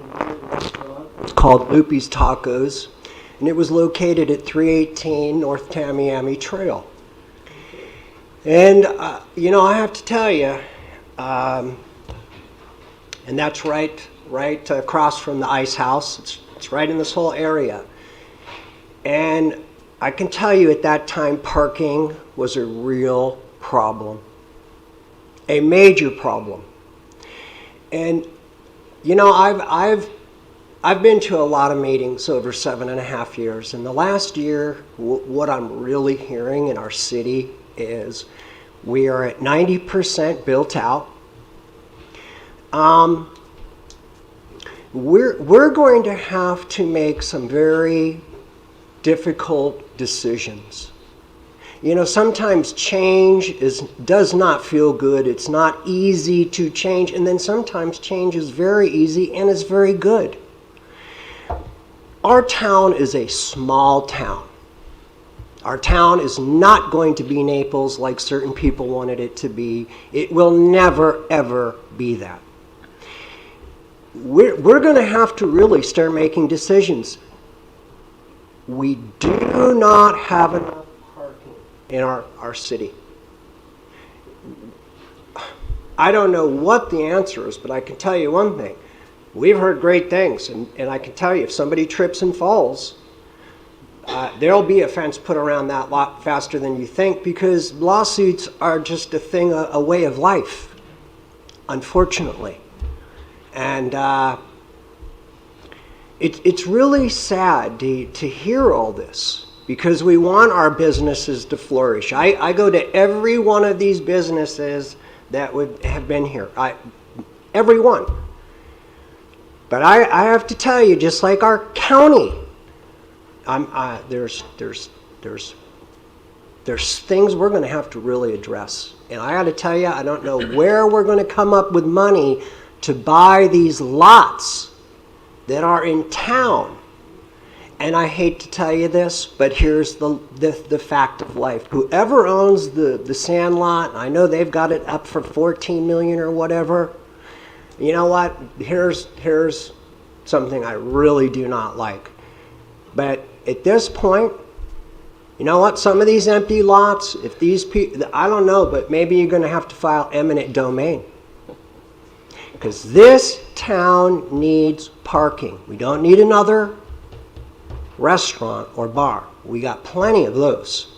We don't have parking for people to park to go to these places. Thank you. Mayor, if I may. Yes. A couple things. Number one, I do agree, there is in there, it says if it's used for parking. I think that when we revisit this in 180 days, we may have to define that, right? Because if it's a car per day, is it X per day? I mean, true transparency in 180 days, I'm going to bring this back up and ask this to be completely taken off. I think that, again, I was against it from the beginning. I think we're seeing the consequences from what we're doing, and I don't agree with it. The other thing is 90% build out is actually incorrect. We are not 90% build out. I have staff working right now to get us specific numbers. There's two different facets. 90% you could argue for residential, like in PGI and BSI. Commercial, we are far from 90% build out, and I'll have those numbers for you because I want to make sure we're putting factual information out. Thank you. Okay. Yeah, I'd just like to say that I don't want to take any action that's going to hinder or harm any of our local businesses. It's my objective to ensure that we get our infrastructure fixed so we have a solid foundation for business development. Our ratio of residential to business is horrible. It's 90 to 10. It should be 70 to 25. And so I definitely don't want to be any part of anything that's going to harm our businesses. Hi, Kate Epps. I know I'm going to forget something here, but okay. So if what I'm hearing, they have two options: either proceed with, code violations, or if the owner has to fix the property. This is what it says in the code under parking lot.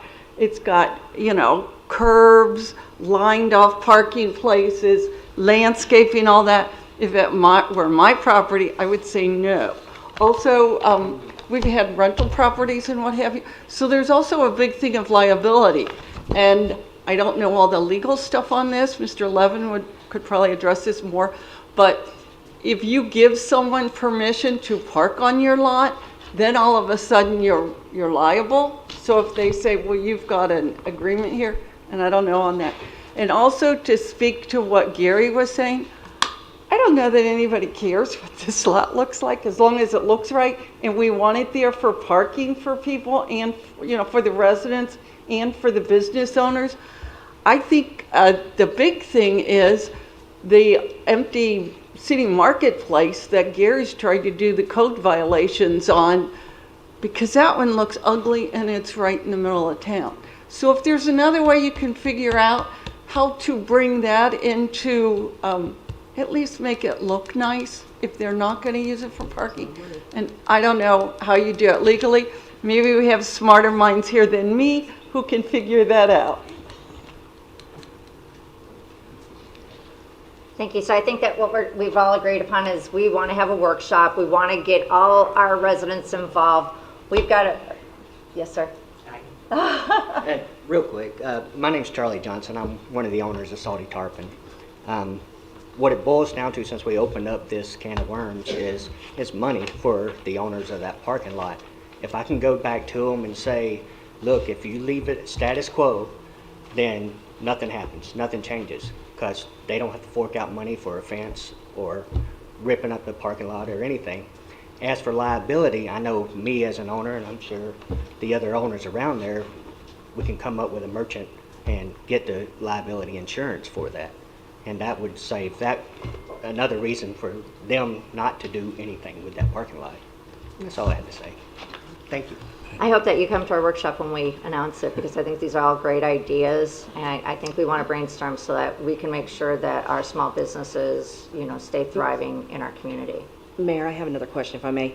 So I'm hearing from the businesses that it doesn't sound like the 180 days is they're concerned that 180 days is only going to kick the can down the road, but it's not going to maybe change owners' minds. Is that kind of the consensus? I think you see that fence within 3 weeks. A 6-foot tall plastic white fence. Well, we can't predict what's going to happen. I think we've got a motion. We're talking about having a workshop, and let's see what we can try to do. We can predict if we go. Sir, you would have to come to the microphone. And then after he's done, I have another comment. So what I was saying is we can predict what's going to happen if we go back to the property owner and say, you're going to have to do this anyway, or maybe whatever, 3 months from now, you're going to have to do it anyway. Well, of course, they're going to say, well, why are we going to wait? We'll just put it up now, which is what they're doing. Mayor, I'm going to make another motion. And because of what we're hearing, and I do agree, you know, because if I'm an owner, I might say, well, if I'm not going to do it now, I already got a surveyor out there. Just to see the temperature, I'm going to make a motion that we suspend that indefinitely.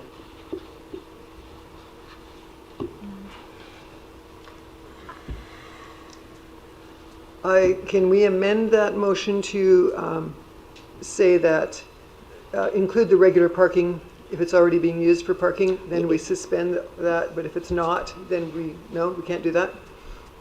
Well, I mean, that is part of, it is part of the code. The part of the code is if it's used for regular parking. So, but the problem is, I think, is that what defines regular parking? I think we've already kind of had that problem.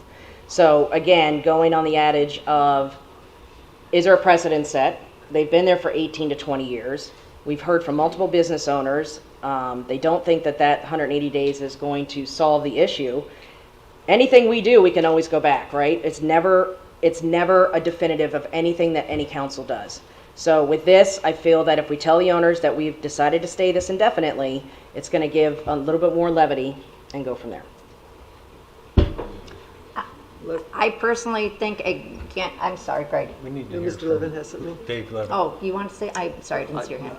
Well, you can't suspend it indefinitely. It's part of your code. I think what you need to do is determine whether or not the code needs to be changed during the period of time that we're currently suspending the enforcement of the code. And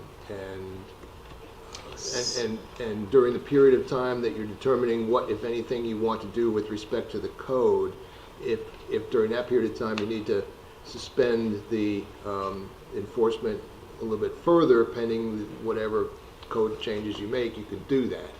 But to just suspend it indefinitely would not be legally appropriate. So basically what we could do is either elongate the days, right, 365 days, whatever we choose, but in the process of that, then we would have to have, conversation on actually changing the code. Is that what I'm hearing? Because, from what I was understanding, and again, I might just be a little dense, that this was already there, but it was a termination made the way the code is written. Because I was under the impression that they were under I'm saying grandfather, I know that's not the right word, but I was under the impression that those particular properties were under a precedent as it was, and then it was brought back up and there was a determination made. So I'm not even sure that it really was in our code. So the situation is it's not one size fits all. Right. And we've already discussed or heard, we've got vacant lots. Well, we also have uses or structures that were accessory structures to a permitted activity. And the question is, when that permitted activity goes away, what's the fate of those accessory structures? So I think that really what you need to do is ask the zoning department to give you a comprehensive overview of what the code is, what are the different ramifications of what's out there existing and moving forward, and then discuss those items at your workshop. And if there's a legislative change that's required, then that's when you propose an ordinance and have it considered. And then, of course, the question would be whether the legislative change is more restrictive or less restrictive than what's current, but that will be addressed at that time. Rachel looked like she had some information. Maybe not. So I am going to pull up that specific section of the code. Bear with me just one moment. So staff was originally under the same impression that these were what I would refer to as legal non-conforming properties. The definition that was pointed out to staff is in chapter 26, section 19.4.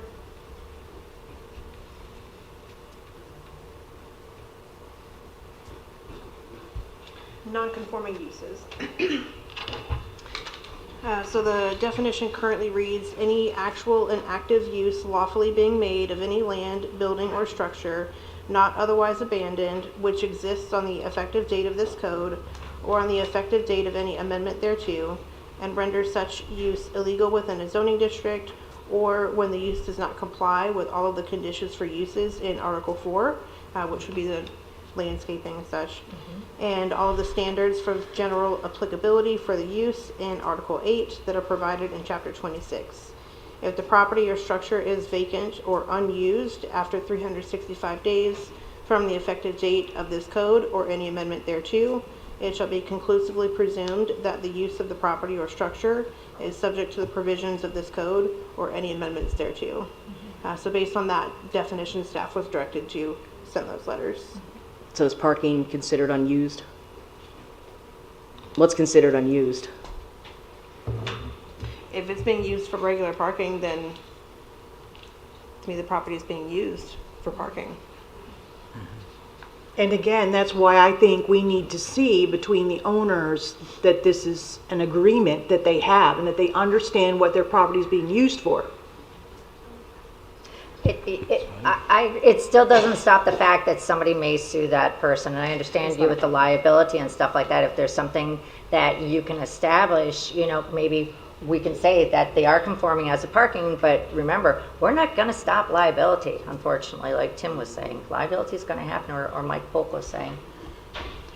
So look, I think we've agreed to do what we're doing. We're going to have a workshop, and in respect of all the other residents here, maybe we should consider moving on, because we're going to have a workshop. We've already had a motion. We already know that we're going to be doing something, and I think, is it okay for Yeah, I'm gonna say one more thing and then I'll be done. Based on what you just said, as far as I'm concerned, that parking lot is in compliance. It's being used for regular parking. That parking lot should not have a problem. And I'm sorry that we caused these problems. So, yep. But we also need to give them the indication that we're not going to enforce this on that property so that they can relay that to the property owner and they can work out their agreement and their insurance and everything else that they've discussed. I think, Rachel, I think we need to be able to tell them that. So again, I think with what Rachel has said and with the property owners coming to us, I think that might resolve the issue instead of us like saying, well, if and when and stuff like that. Let's say this is going on, we're going to hear from them, something will come back to us, and then we can discuss it with actual stuff that is in front of us. So I can draft a letter that says we're not pursuing code action at this time based on, you know, the parking, the requirements for a parking lot. Council is working on looking at the code and any changes that need to be made. A workshop will be held and additional information will be sent at that time. Beautiful. Thank you. We all good? I think so. I think out of respect for our pre-annexation agreement, airport property, can we move that up to the first discussion? Yes. Oh, up to the podium.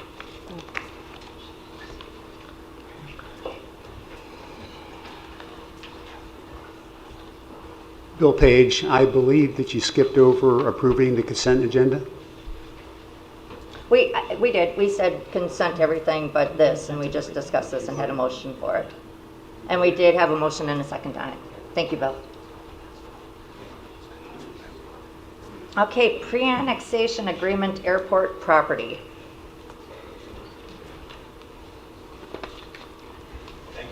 Thank you.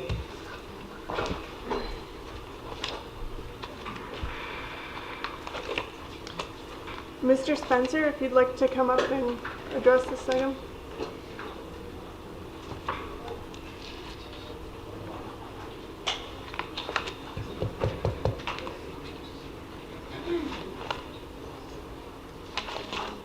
Morning, Tom Spencer, Utilities Director, and I'm here to answer your question about the pre-annexation agreement for the airport property.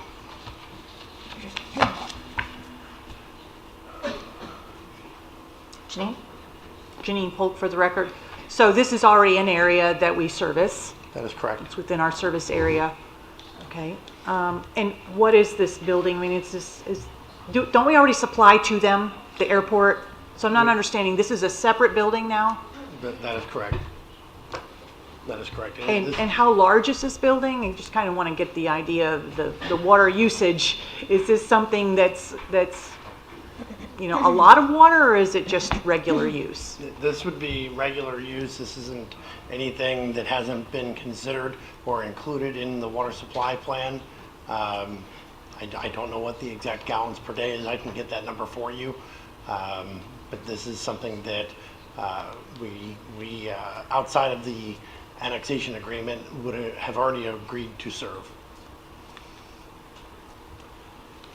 And the pre-annex agreement is just something that is voluntary if at the time that they can say they want to annex. Is that correct? It's not like it's mandatory. It's No, that's not. They have to meet the that's not- conditions That's not to be- correct. but they have to meet the conditions, right? It's not no, it's not correct. There's two forms of annexation. There's involuntary annexation, where the city goes out there, whether the property owner wants them to be in the city or not. There's a process that we can require them to be annexed into the city. And then there's voluntary annexation. Right. That's when somebody wants to become part of the city.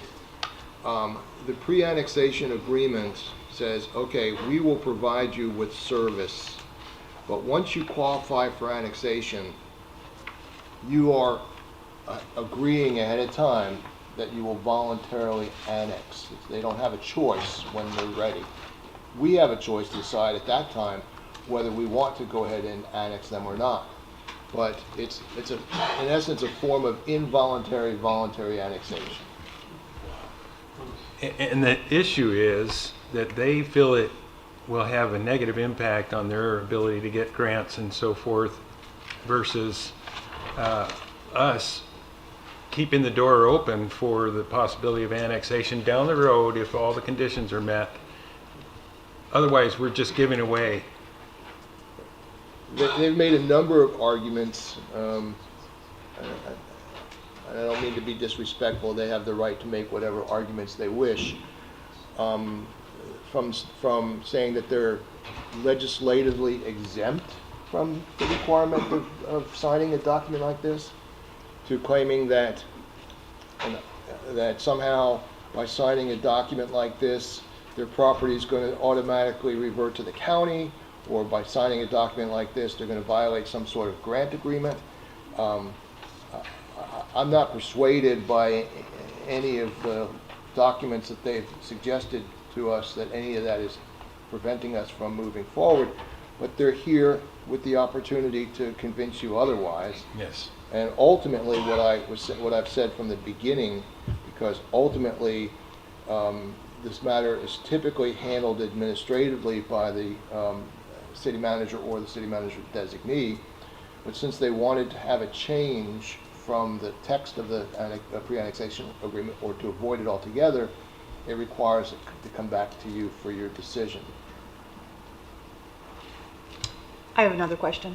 So what is the purpose of annexation? Well, the purpose of annexation is to provide for a unified community that serves the best interests of the city. It's not about tax dollars? I suppose tax dollars is one of the considerations that the city has for annexation, but there's many others. So they are tax exempt. So what, to me, this is a moot point, to be honest. I mean, they annex, they don't annex, either way, it's not like we're gaining anything from it. And we already service the area. To me, it's just a moot point. I don't even know why it's on the agenda, to be totally honest. Why don't we just waive this? So I make a motion to go ahead and waive 6D. A second? I thought we were going to hear from We the can airport ask. authority. They can talk afterwards. They can do you want to talk say afterwards. anything now? Rob, do you want to say anything? Well, there is a motion on the floor, so with today's Do you want to table parliamentary- your motion? Janine, do you want to table your motion? I already, Well, I'll okay. table my motion. Sure. Okay, our staff is here if we really want to get technical, but when you look at this. Your name, please. Oh, Robert Hansick, Chairman, Charlotte County Airport Authority. What you have to look at, we have other facilities that are coming online. There's another one that's in the process that will be coming to you for the same thing. We're going to see the same thing, and that has to do to water service for the new Charlotte County Airframe and Power Plant School. You know, it's an $8 million building. Everybody's aware of it. You've all been there for groundbreaking. That's another issue. So I think when we look at this, we need to look at it as it relates to these requests for basically a water meter that comes to the airport, that we be exempt from this. Now, I'd like to go back and say, historically, we've been very cooperative with the city. We've granted 10 or 11 easements on airport property for the city of Punta Gorda to bring their services in. You know, just signed you the easements, not with any requirements to it. Any technical questions, size of buildings, water usage? This, Mr. Parrish is our CEO here. James, do you want to add anything or further questions? Yeah, James Parrish, CEO of Punta Gorda Airport. If you have any specific questions, I can try and answer them. I think the issue with our grant assurances is the future date of annexation. We don't know and what the FAA requires us, so we can't give up any rights, what the future land development regulations would be when we were annexed. You know, currently we know what our zoning is, we know what our uses are, and that was the main concern I have is, and this has also been looked at in Palm Beach. I know they had an issue a while back with annexation, so it's not a new issue. You know, our request is that just we be exempted from the pre-annexation agreement, and I agree at such time that we would meet the annexation requirements. I think it's a decision our board would have to make at that time.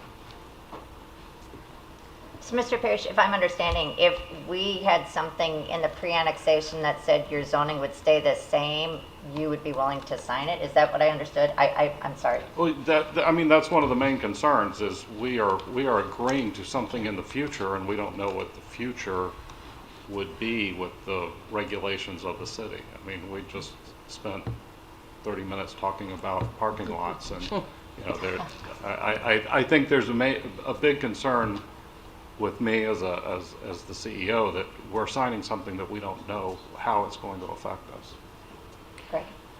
So by waiving the pre-annexation agreement, it doesn't preclude us from, if the conditions in the future are such that annexation is beneficial, we can still do that. Well, that's with the pre-annexation. So let me make sure I understand the question. If they voluntarily approach us for annexation at the time, yes, we can do that. If we want to involuntarily annex, there's a process that we can also follow. The reason why it's on the agenda is because only the City Council can change the policy that caused the pre-annexation agreements to be standard practice. And this agreement wasn't adopted specifically for the airport authority. So, yeah, I mean, you certainly have the right, and that's why it's here, to decide that you do not want to impose or require the pre-annexation agreement as a condition of service. Plain and simple. So it will require a motion and adoption of the motion.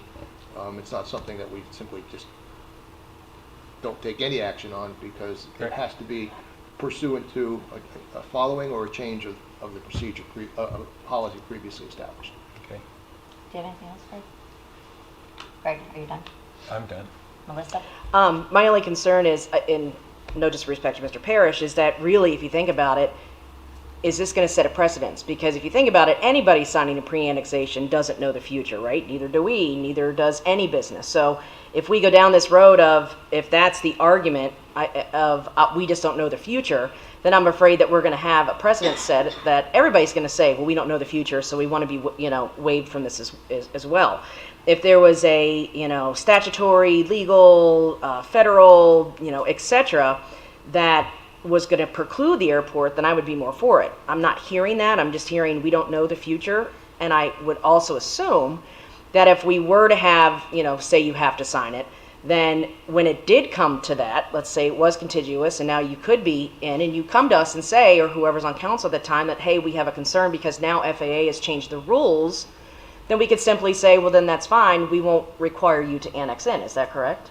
Correct. So it's not really, it's not a definitive in either way, right? But it's a precedence that the city is trying to set, that if we are servicing you, that when you become contiguous, that you're, basically agreeing to come into conversation with us, to come into an annexation agreement. And that's why I would be in favor of voting for this, because I don't want to set a precedence. I think one of the major issues that we're missing, and there's a disagreement between your legal counsel and our two legal counsels, that we are a separate political subdivision of the state. To keep it simply, we're like a little city. I mean, you can't have one city annexing another city, but we're set up by state statute, and that was the basis of the two legal opinions we sent to both of you. Now, your attorney doesn't agree with our attorneys, but to me, that's the basic precedent on it.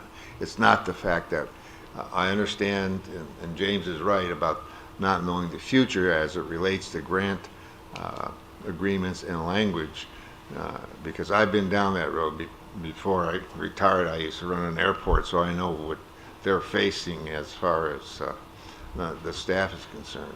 But we need to have water service to this maintenance facility and the school that's coming online. And if we can't get the water service, we got we probably got about $20 million worth of facilities that are going to be vacant. If I might, the fallacy of that legal argument is that we have rights under the statute as it relates to annexation. And we're talking about land, not entities, because we actually have the authority to annex voluntarily or involuntarily county property. And they're also an entity, but they're not immune from annexation. If there's a statutory provision that says that you're immune from our annexation, then we'd have to abide by that.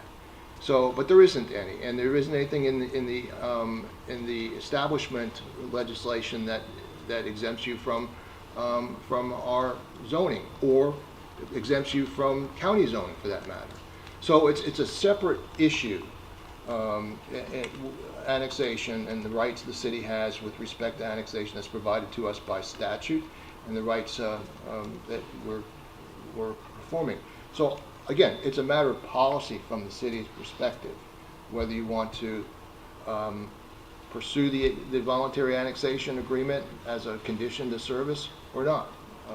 But I don't hear anything that says we're not legally allowed to do this. Mayor? Yes, Jim. For our residents, there's also the concern about water usage. I don't know what amount of water you're going to need, but we have to find money for an expansion of our RO plant, which is $37 million.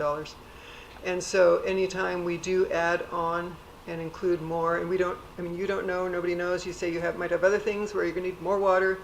And so we have to protect our residents and their need for water. So that's also part of our consideration, as you know, our residents are paying plenty in taxes and they need to know that they've got water.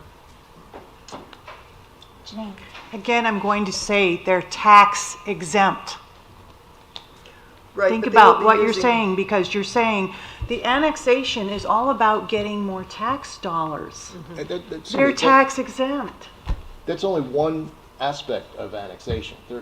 Yes, it's a big part of it, but there's other considerations. For example, if there was other lands beyond the airport authority that we would have an interest in someday annexing, then there's the recognition today that, well, if we annex the airport authority when they're available to be annexed, that opens the door for further annexations down the road. That was the consideration of the city council for annexing the property that Walmart sits on. And yes, taxes was a consideration, but it was also a consideration that we would have then the opportunity to annex land beyond Walmart.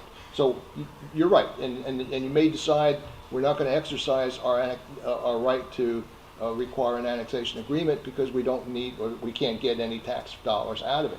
But that, I'm just wanting to make sure that City Council is aware that that's not the only reason why the city annexed, or why the legislature gave the city the authority to annex property. There's a number of reasons.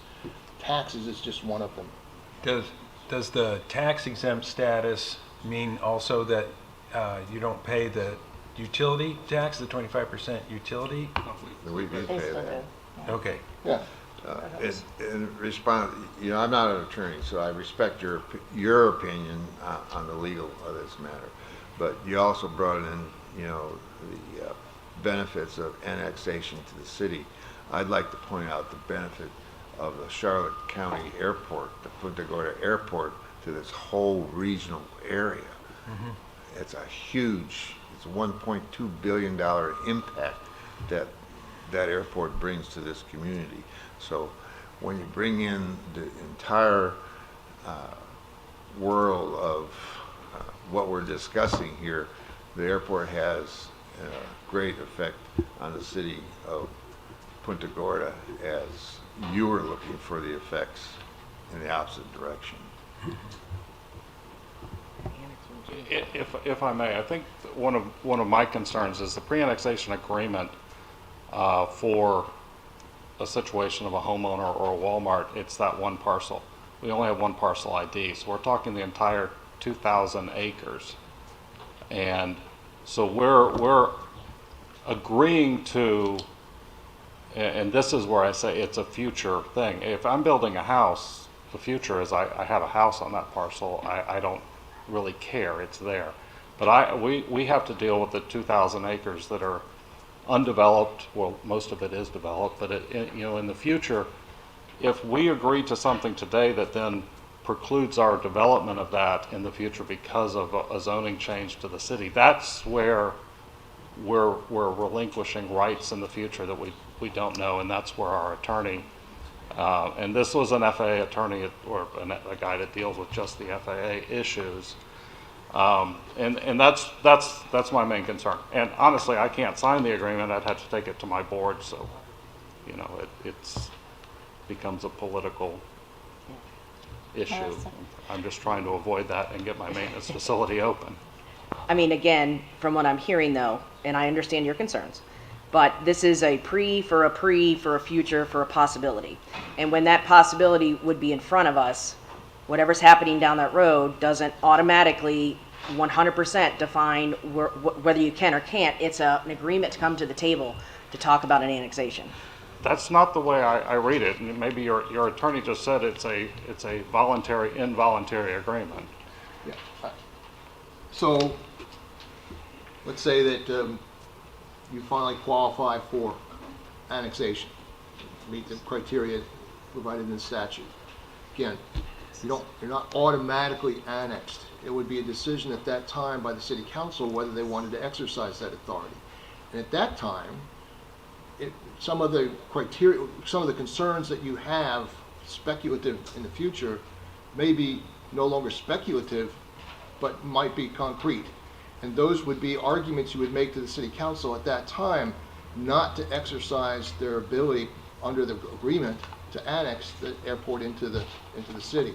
So it's not like you're being foreclosed of that opportunity. It's not like you're being or tying, or the city council is tying its hands as to making the discretionary decision down in the future. But again, but it's your discretion at that point, correct? That is correct. Okay. But then it would behoove you at that time to be able to demonstrate where, from a legal perspective, the city can't legally annex you for whatever reasons you might have. Right. Let's look at that. None of us are going to be around when that point in time comes, I don't think. Why don't you just leave that question at that point in time when you think the city should annex the airport? Let that council, let that airport board sit down and work out the solution. We don't need to make that today. We want a couple of water meters. But essentially, this is the whole reason for a pre-annexation. And again, I go back to precedence. We're we're making a decision today that could set a precedence for other businesses and other lands to come to us and have the same argument. Again, as Mr. Levin just explained, it's a future annexation. If it even comes to that, it may never. And if it does, then they have that conversation there. It's not anything that as soon as it becomes contiguous, bang, you're in the city, no, questions asked. And I do agree that yes, you're tax exempt, but again, looking further, looking at contiguous, you have 2,000 acres. There's a lot out there. I don't want to set a precedence that we're just going to willy-nilly waive this, because if we've had other people that we've said they needed to sign it in order to have our service, I don't know why it would preclude the airport. With that, I would like to make a motion that we have 60 approved and have a pre-annexation agreement signed with the property. I'm sorry. I'm sorry, yeah. Again, I'm kind of going back to, can we revise it that if by chance, the council agrees to approve this, that you have to, can we amend it somehow that we come back in the future to discuss what might happen? Because right now it seems like there's both ways, and I agree with Janine that, there's no tax dollars, and I agree with Melissa, that it does set a precedent. So it's, to me, it's both ways, and how do we compromise to make it a win-win for all of us?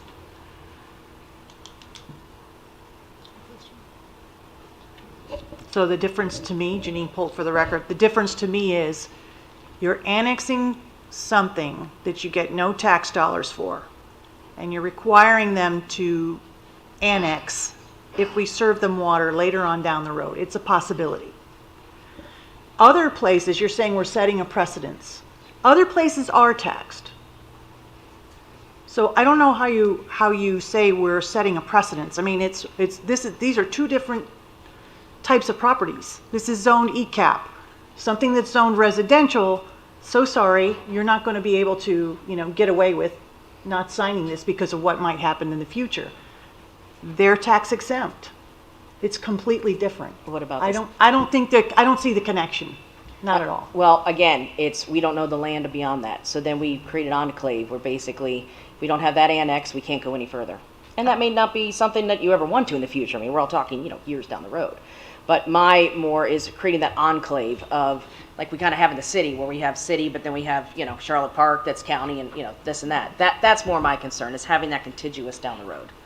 So we had Janine's motion first on the table, and then we tabled it, and then we had Melissa's. Do we want to start with Melissa's then, since she just... Well, I mean, you had the first motion. I'll be happy to give that back to you. Janine, you want to make your motion again? I make a motion that we waive 6D, the pre-annexation agreement to the airport property. Do we have a second?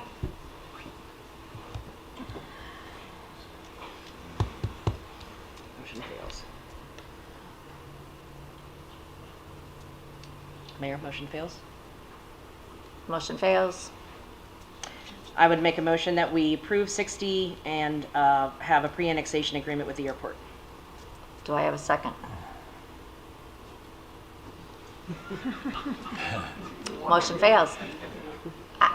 I personally would love us to sit down and have a discussion about this so that we can be better educated to make the right decision. It sounds like, I guess if I had, can I give up my right and do a second motion and give it to Greg?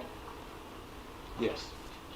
So I'd like to go back to Janine's motion and give up my rights as member, give it to Greg temporarily, and I'll second Janine's motion. So we have a motion. Yeah. Go ahead. We have a motion that has been seconded. All in favor? And just to be clear, the motion on the table is to not allow, to waive it. To waive Okay, it. just making sure. Sorry, can you say it again? I apologize. Yeah, we have a motion on the table that's been seconded to waive the pre-annexation agreement. All in favor? Aye. Aye. Opposed? All opposed? Motion. No, all opposed? Motion All carries. opposed? Opposed. The motion passes. What was your What vote? was your vote for it? Aye. So it's a 4 4 to to 1. 1. It carries that we are waiving this for you, sir. Thank you. Thank you. I can quit sweating now. Thank you for your time. Mayor, may we have a And break this at is this point? probably Yes. something, I'd like to say this, Janine Polk for the record, because I am the liaison between all of us, and this is probably something we should have figured out long before the construction started. I'm concerned that that construction is going on. I drive down that road every day. It's looking great, but that should have been done a long time ago, so just a message. Okay, Melissa asked for a break. Can we take a 15-minute break, 10-minute break? Please. Thank you.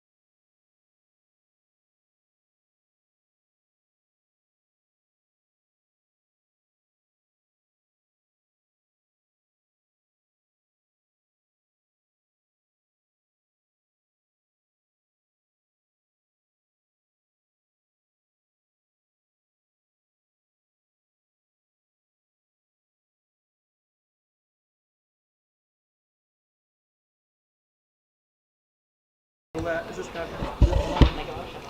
Yeah. Sherry, you're gonna do this? Okay. I don't know.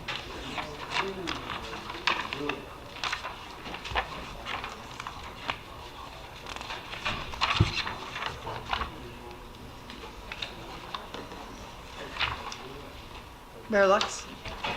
Yes, ma'am. Have you recalled the meeting? Or I is it did. just- Okay, good. I'd like us to consider tabling this to the next meeting because it's not that essential and we've had a lot of discussion and have more to continue with.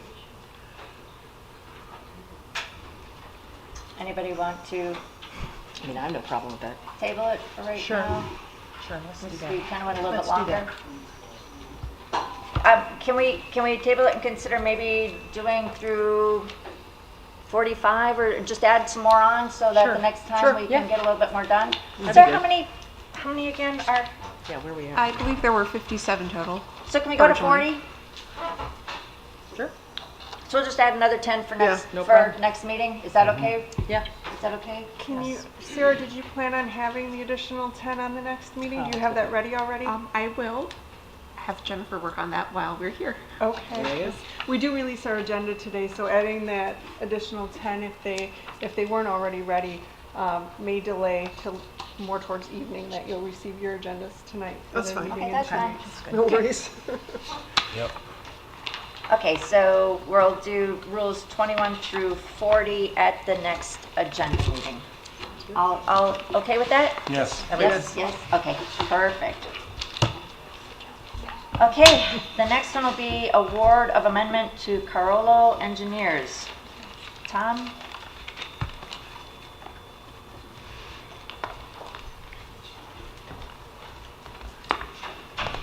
Good morning, Tom Spencer, Utility Director, for the record. This is an amendment to our award with Carollo, pardon me, for the master agreement for engineering services. This is an update for Chapter 17, which is our Utilities Code of Ordinances. It'll be addressing the revisions necessary to enhance the ordinance's effectiveness, the need to update the Articles 3 and 4 for water emergencies and conservation based on our MFLs. It has not been accounted for, and that's where we started with this.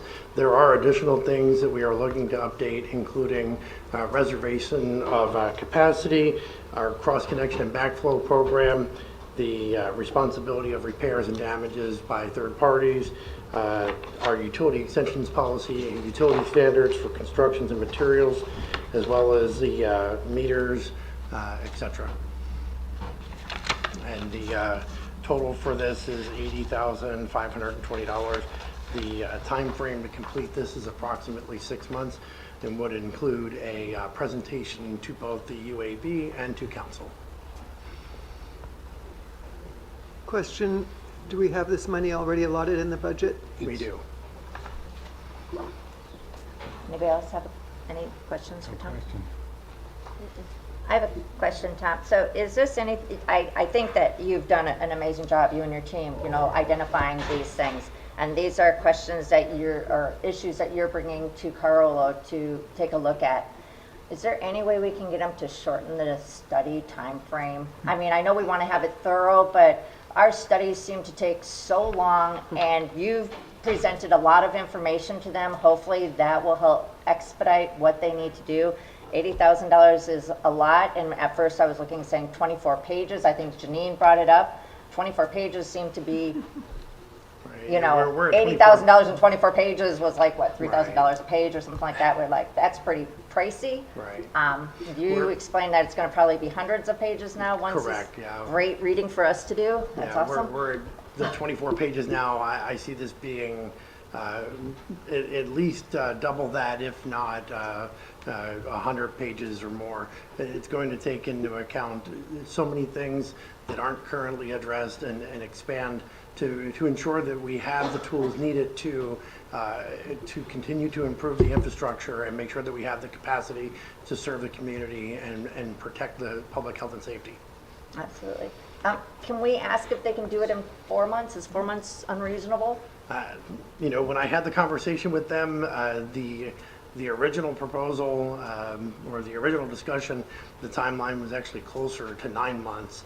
And you know, when we went back and forth, you know, knowing, you know, when we brought the AMI study, you know, that there was already the appetite to have things done in a shorter period, I had asked them that, and with the size of this update and all of the things covered, I don't see it being less than the 6 months.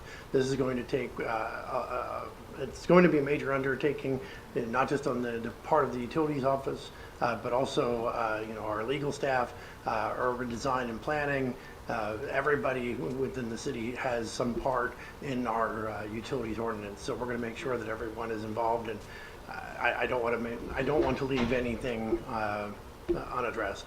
Okay. Mayor? Yes, Janice. So can we look at this as an action plan? Because studies are great, but will we be able to take action based on this study and all this research? This is going to update our code of ordinances. Those ordinances will be the final product. Okay. Great question, Janice. Thank you. Any more discussion? I'll move to approve 6B. I second. All in favor? Aye. Opposed?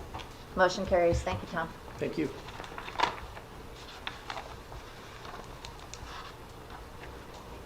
Okay, the next one is American with Disabilities Act. Mayor, I'd like to say that I fully support the citywide ADA plan, and I would like to see us prioritize fully funding it with the savings that we have within the 1% sales tax. Thank you. There it is. Hi, good morning. I'm Danielle Burhell, the Senior Project Manager with Urban Design, and I'm co-presenting with Courtney Buckles, Risk Coordinator from Human Resources. It's collaboration. So we're presenting the Americans with Disabilities Act Transition Plan. It has an annual update. We're presenting fiscal years 22 through 24, and we have proposed project allocations for this fiscal year.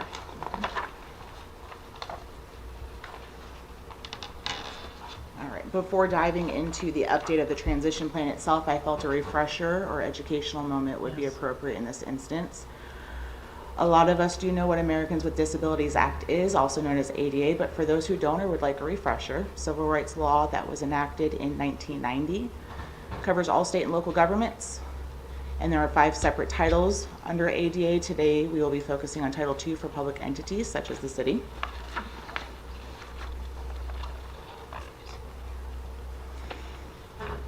What is Title II?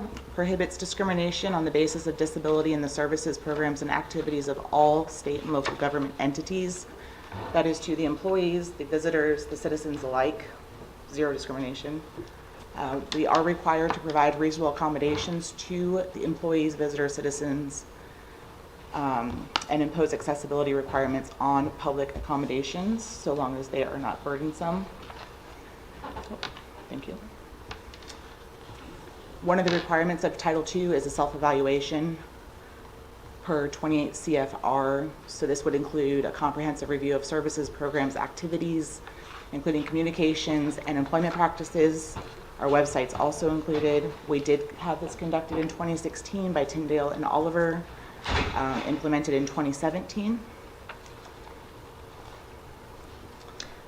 Courtney, how often do we do these self-evaluations? They are to be done. The transition plan is an annual update.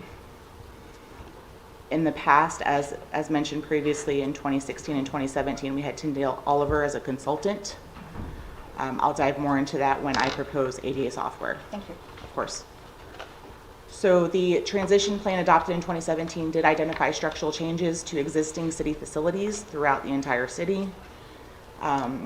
made recommendations as to what needed to be brought up into compliance for ADA.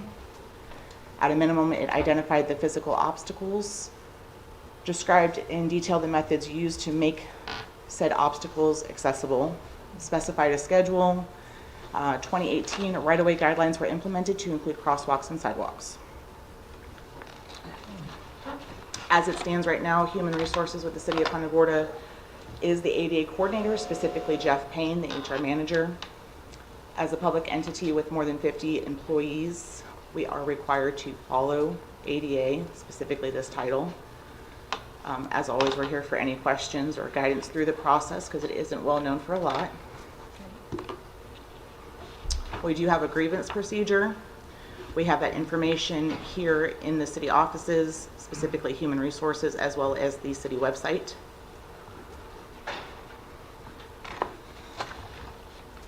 We are required to provide information to the public, program participants, beneficiaries, applicants, and employees about the ADA and how it applies to the public entity. Everything we post does have an ADA statement.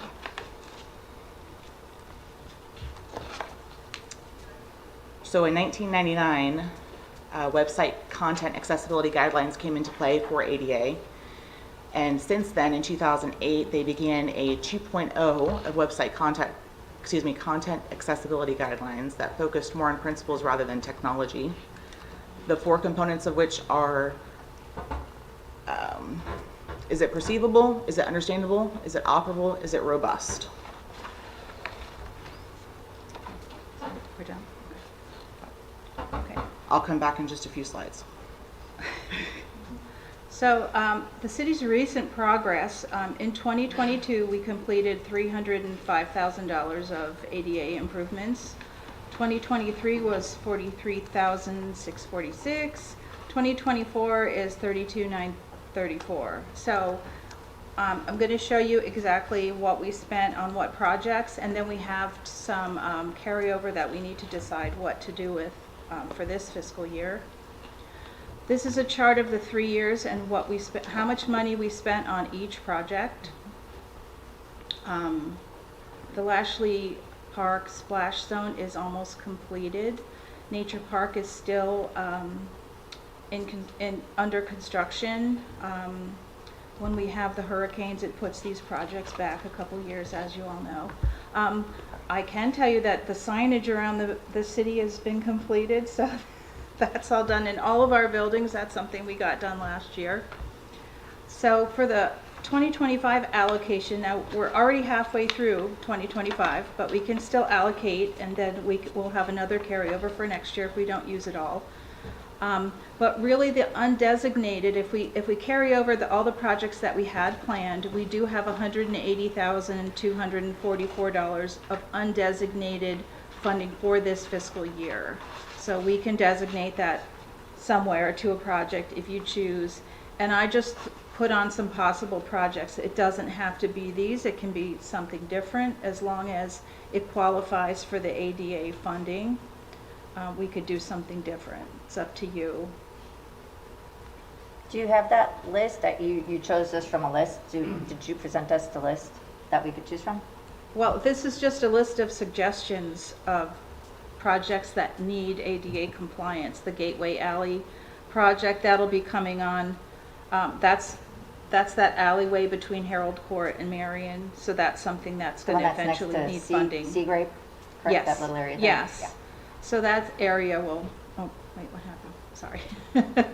That will need funding. The Marriage Point is kind of dangerous right now, and it does not provide accessibility currently now. I recently went down there, if you've seen it lately. It's a little dangerous looking, actually. So that's something we could use it for, or another project if you're choosing. Do we have the Marriage Point on the 1% sales tax at one time? Not that I'm aware. It's been on there for years. It is on there. It's been on there. Yeah, so. for years unfunded. And that's been unfunded. And then the gazebo, is that just part of hurricane? That's not part of 1%? That is part of the hurricane. Yeah, That's anything part of the damaged. hurricane. Mhm.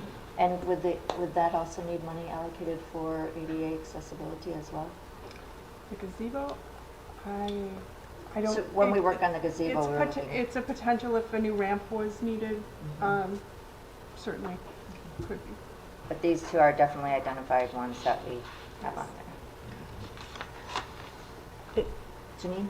And I would like to ask that we really look into some more ADA parking for downtown. I feel that especially around Restaurant Row, that's what I call it, sorry, Marion, we don't have any parking spaces for ADA. So it'd be nice to have us spend a little money on that. Go ahead, Missy. And we will have that discussion about the ADA Okay. spaces or a restaurant loading zone. I believe that is supposed to be on our next agenda. Super. So, yes, we did hear you on that. And then what about crosswalks? Does that entail ADA also? Because I would imagine that for anybody who has an eye issue or seeing issue, they would need, I don't know, raised or something that they can feel as they're going across. So I'm wondering if some of our walkways could be enhanced a little more, I guess, for lack of a better word. We do have a CIP project for the fiscal year 2026 budget, unfunded, going in for your consideration to change all the crosswalks to the signalized ADA crosswalks. So if we did it in every intersection, it would be around $800,000 to $900,000.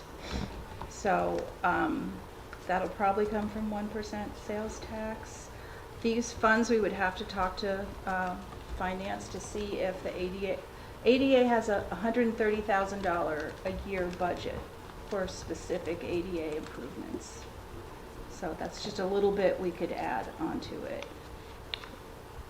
Understanding that 125,000 of that is for the projects themselves, whereas 5,000 of it is for grant management or project management. So from what I'm understanding, Janine, we want to look at allocating some of that money for our crosswalks with sound as well. Yep. Yes. My main concern is you can't even see the crosswalks. Some of them are very, very in bad shape, let's just say. And if they had that, because we went to the Citizens Academy and they do have a machine that they use to actually melt. Instead of painting, they melt it on, and it's raised a little more so that somebody who has a sightseeing issue or is blind can feel that that's the area they need to stay in for the crosswalk. So that is a little concerning for me that our crosswalks are almost gone. And something I actually kind of saw, which I thought was neat, is people paint like three-dimensional. Have you seen those beautiful paintings? If we could do some three-dimensional crosswalks so people would actually see that they're, I mean, I think it would catch even a vehicle driving by to like, wow, what's this? Realize. You know, and maybe make us a little bit more aware that there is a crosswalk in that area. Because we have, you know, some scary times where one person stopped, you see another car coming, they might not stop knowing a pedestrian's crossing. So I think this is for health, safety, and ADA. I think it's really important for us to concentrate on our crosswalks. Okay. Are there any additional questions regarding the plan itself or the allocation of funds before I dive into ADA software? So we're going to use money also for crosswalks. Because I see you have it here for Gateway Alley and Harbor Walk at Lashton. Those are Marine just Park. suggestions. You can allocate that. It's $180,244. That's your budget. You can allocate that to whatever you want that qualifies for this funding. So what do we want the $180,244 to be allocated towards? It seems like as far as priorities go, the parking might be the biggest priority. I mean, there's not a lot of money. That's going to be on our next. Yeah, but we still need the funds. Right. Can I make a recommendation? My Please. apologies. Sure, absolutely. Could we explore rolling those funds over to maintain them in this specific ADA fund, and then at a later date have a workshop or what have you to discuss what projects are It's a great appropriate? idea. Okay. Sure. Do we all agree? Yes. Yes. Just keep it Perfect. Thank you. undesignated for now. I think that's TBD. best. Yeah. And then we can have a discussion. That's your budget, yeah. Perfect, thank you. Okay, so diving into ADA tracking software, it'll only take a moment of your time. I'm very passionate about this because I think the city would benefit greatly from it. The tracking software itself, I keep wanting to stand over here, sorry. The tracking software would aid in inspections It would allow for personnel whom are not trained in ADA to successfully and efficiently complete ADA inspections. It's available on a multitude of our software, our already owned assets, so we wouldn't need to purchase additional computers, tablets, etc. This software would track the efficiency regulation updates so that we are maintaining continuous compliance with ADA. Let me jump to the next slide, sorry.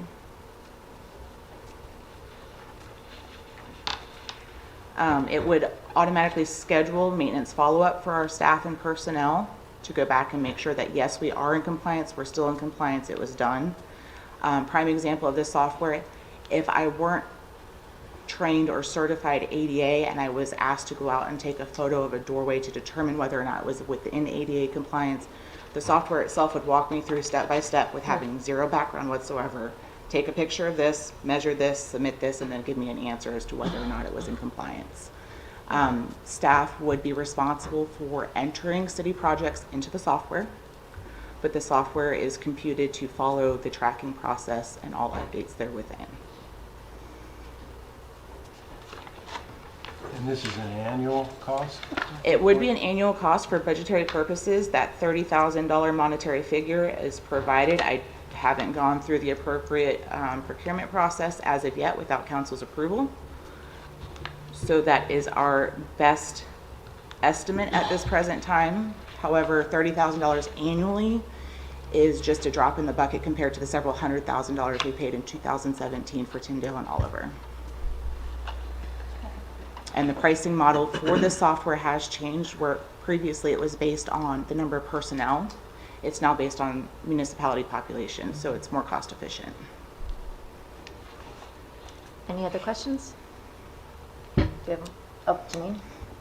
I will just comment that my concern is if we don't have this, what kind of lawsuits could we be looking at if we don't have things rectified within our city? I mean, I see a lot of things that need to be fixed, and I think, you know, where are we with this? So I think that's a drop in the bucket. That's just me, to spend on something that hopefully, how many people would be trained on this to actually use this? Well, once we go through the process and determine how many licenses we could have with the program, I'm assuming that would be part of the process. I would guarantee you at least a handful. I mean, we'd have several folks trained, or at least have the ability to utilize such, so they could go out and complete the inspection or what have you.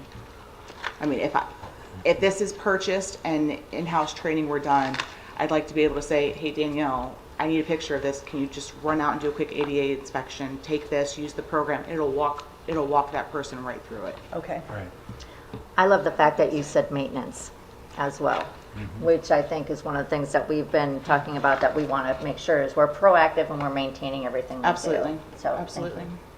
So the ADA funding would not qualify for the purchase of this software.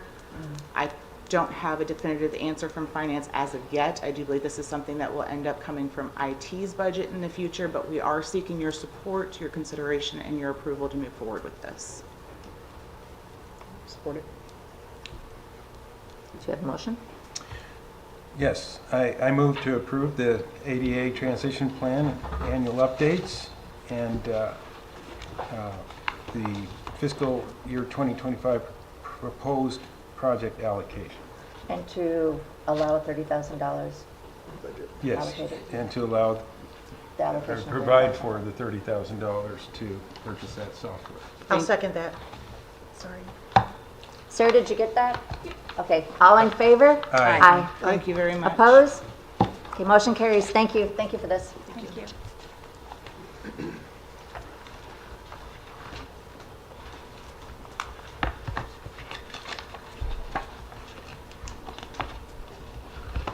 Okay, next on our agenda is City Attorney Services.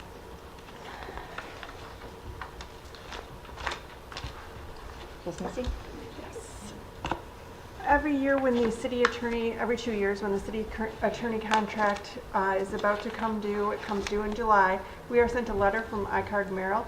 We are required to send iCard Merrill a letter during the month of April if we would not like to retain the services of iCard Merrill for the next contract term. Otherwise, it will automatically renew in July. So it would be up to City Council whether or not you would like to send a letter of non-renewal, or if you would want it to go ahead and renew. Melissa? So I have some questions. So, because I'm just not sure how this works. So if we send a letter of non-renewal, because I'm assuming the job has been posted, then what does that mean for having representation in the interim? In other words, does Mr. Levin have to stay till his contract in July, or is it effective immediately? You know, how does that work? That's my question. First question. Basically, non-renewal just means we're not renewing the contract that ends July 13th. And he would continue to serve until his contract expires. Correct. Is that correct, Mr. Levin? Yes, that's correct, unless you would like to relieve me of services beforehand. So I think right now, we're looking at whether we're going to renew or not renew automatically. So I think that's what we're discussing right now.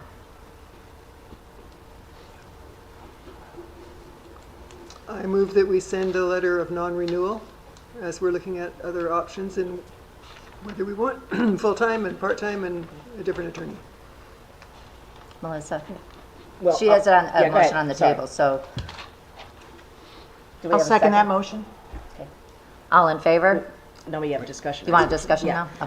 Okay. So here's my question. Oh, I just lost it. Hang on. Okay. So if we send a non-renewal and then basically it says in July that, you know, basically we're not automatically renewing it now. My question is, how long is the job going to be out for solicitation? I think somebody told me it had to be 14 days. I'm looking at timeline. In other words, here comes July, and I'm assuming it's July 1st. What if we don't decide what we're going to do at that point? How do we have representation? How does that work? Because of course I'm just concerned we're not going to go through procurement, to have to find an interim city manager, city attorney. Just would like to see the scope of how this timeline works for us. The city attorney solicitation was released yesterday at 3:00 p.m. It will be out on the street for the minimum amount of time. Then the procurement will put together the applicants that they have that are qualified, and those will be evaluated by a committee, whether you choose to have city council in some fashion serve as that committee, or you have city staff bring you recommendations and will explain that whole process to you. But again, this is an area that city council makes the final decision. It's different than other purchases within the city. So you do have more autonomy in this than you do in other. But time-wise, it seems like, will the job only be posted for 2 weeks, or how does that work? The job itself, so it was posted as as a position within the city as well. That went out yesterday or the day before. We'll accept applicants. I don't know that there was an exact time period set. I would have it say that it would align with the procurement process. So we would be closing the formal job application process at the same time that we would close that procurement process as well. Knowing that we as council can do anything we want, okay? We can set the precedent of whether we want to use procurement, whether we want to change the timeline, because it's up to the council to hire a city attorney. Yep. So we have a motion and a second on the floor. All in favor? Aye. Aye. Any opposed? Motion carries not to renew. Do we have any comments out here?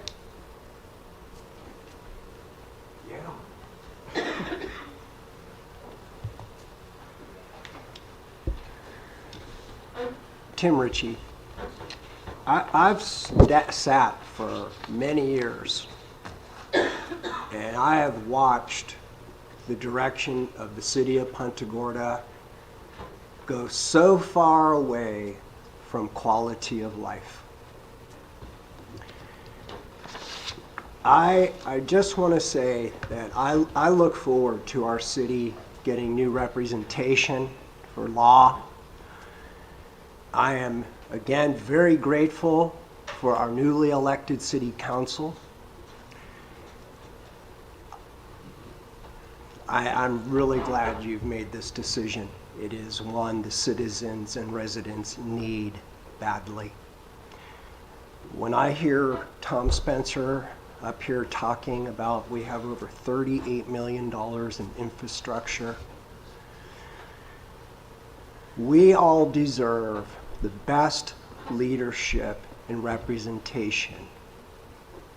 We pay a lot of money in taxes.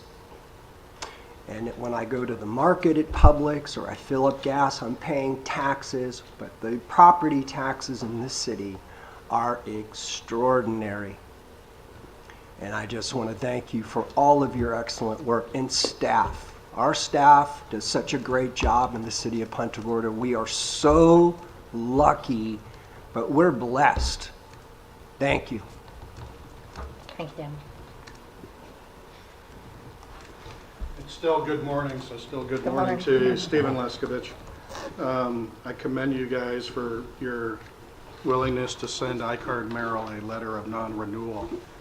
In my readings of your charter, as well as the letter and the contract with the attorney, you have to send it out sometime in the point of April to do so. I'm glad to hear City Manager Reichert indicate that a posting has gone out. I'm going to let you guys know my firm's going to be putting in for consideration as well. I would encourage iCard Merrill to put in as well. They have every opportunity, just like in every business, to renegotiate a contract as well. So I would encourage you guys to put one in as well. I hope there's other applicants that you guys have to look at. Something you may want to consider in direct of what Councilperson Lockhart had indicated, what happens come July 13th. You know, if you have this posting going and it's up to you guys through your city charter to get an interim, it may have to hold over to work with your current city attorney until the contract's up or relieve them immediately. You guys have the authority to do that. You also have the ability to look at an interim until you find a full-time city attorney, whether it be in-house, whether it be outsourced, whatever it may be. But I agree with what he indicated, and I'm sorry I cannot recall your name now, that it's an important decision. The city manager is an important decision, the city clerk, the city attorney. That's who you guys rely upon for your guidance and your advice to make proper decisions. So I look forward to hopefully interviewing with, whether it's you guys individually, your committee, whatever it might be, and hopefully moving this city forward. Thank you. Thank you. Anything else? Oh, Missy. Yes, the city attorney solicitation closes on 4/18, so in just a couple of weeks, that'll be closing and move through the process. I personally would like to see all the applications. Yes. Janice, you Yes. agree? Anybody else? Yes, I Yes? thought that Yes. was given.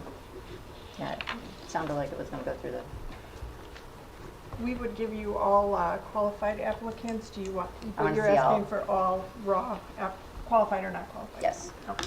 Why would we want to see I unqualified want to see the applicants? reasons why they're unqualified. One who determined the qualifications, I'm not really sure. It's probably That's a good question. predetermined. Who decides Procure- qualifications? Procurement. That was negotiated with council at a previous meeting, but ultimately procurement and HR put together the solicitation package. But there's no problem sharing all of the raw Yeah. applicants. Right. I agree. You know, that way it gives us knowledge as well. Certainly. Fantastic. Thank you. Good? Okay, next is boards and committees.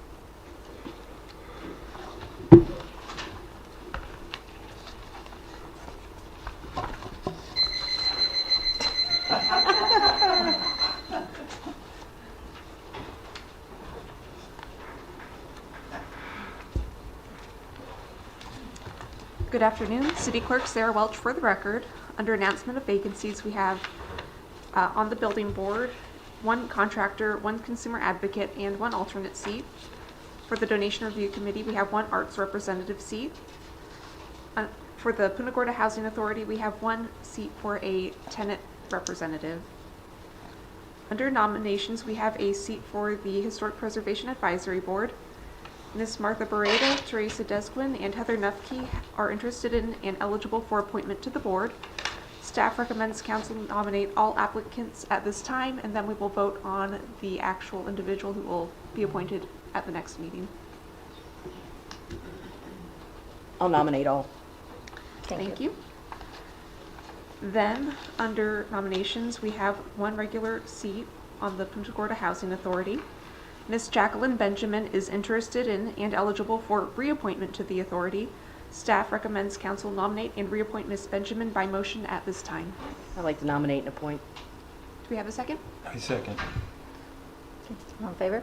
Aye. Aye. Motion carries. The nomination carries. All right.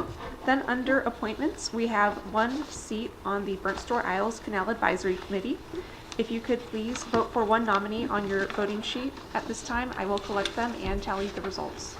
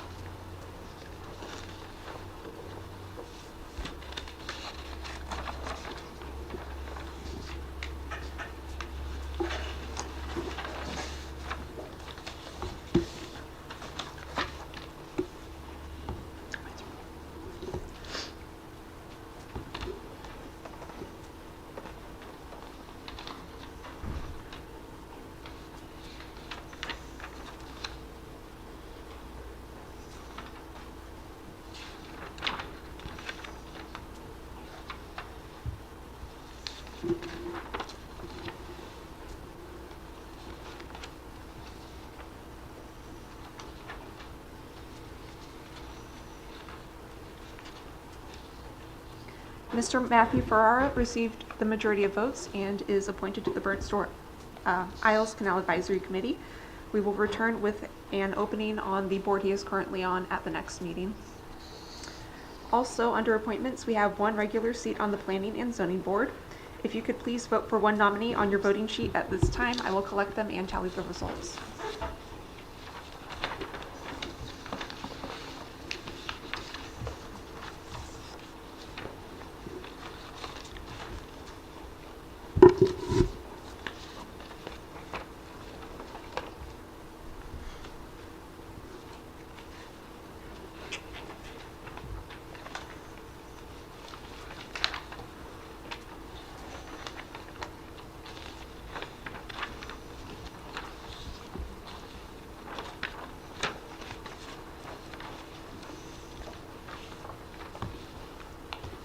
Heather Nufke received the majority of votes and is thus appointed to the board. Thank you. I'm sorry, I missed that. Who is it? Heather Nufke. Thank you.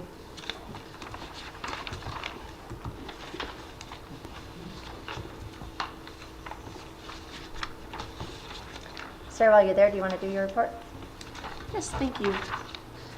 Today, I would like to request whether consideration of disbanding the Donation Review Committee should be placed on a future agenda. The committee, which only meets when there is a donation to be considered, has met only 5 times in the 7 years since its inception.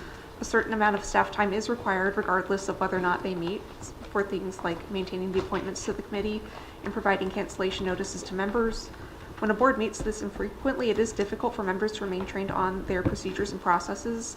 The committee's process has also negatively impacted the police department previously. Pam will come up and speak on that.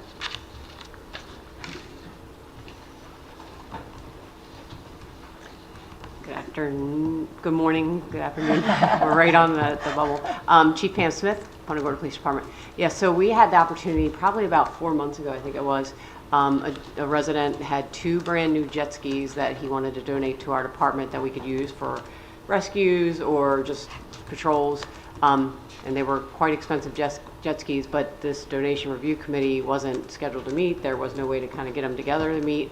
And so the gentleman had to do it within the time of the tax period because he was going to use it as a write-off. So he gave it to another agency. So it has negatively affected us. Yeah. Hopefully if something like that ever happens again, it comes to council. Yeah. Is there a motion we need to make for that, for disbanding it? or- We're going to bring it up at the Well, consensus to schedule an item for the future. Yeah, Okay, that's yeah. okay. Yes. Do we have a consensus? Yes. Yes, absolutely. Yes. Yes. Okay, thank you. And then on another note, I would like to know if council would be interested in considering reducing the number of members on the Utility Advisory Board.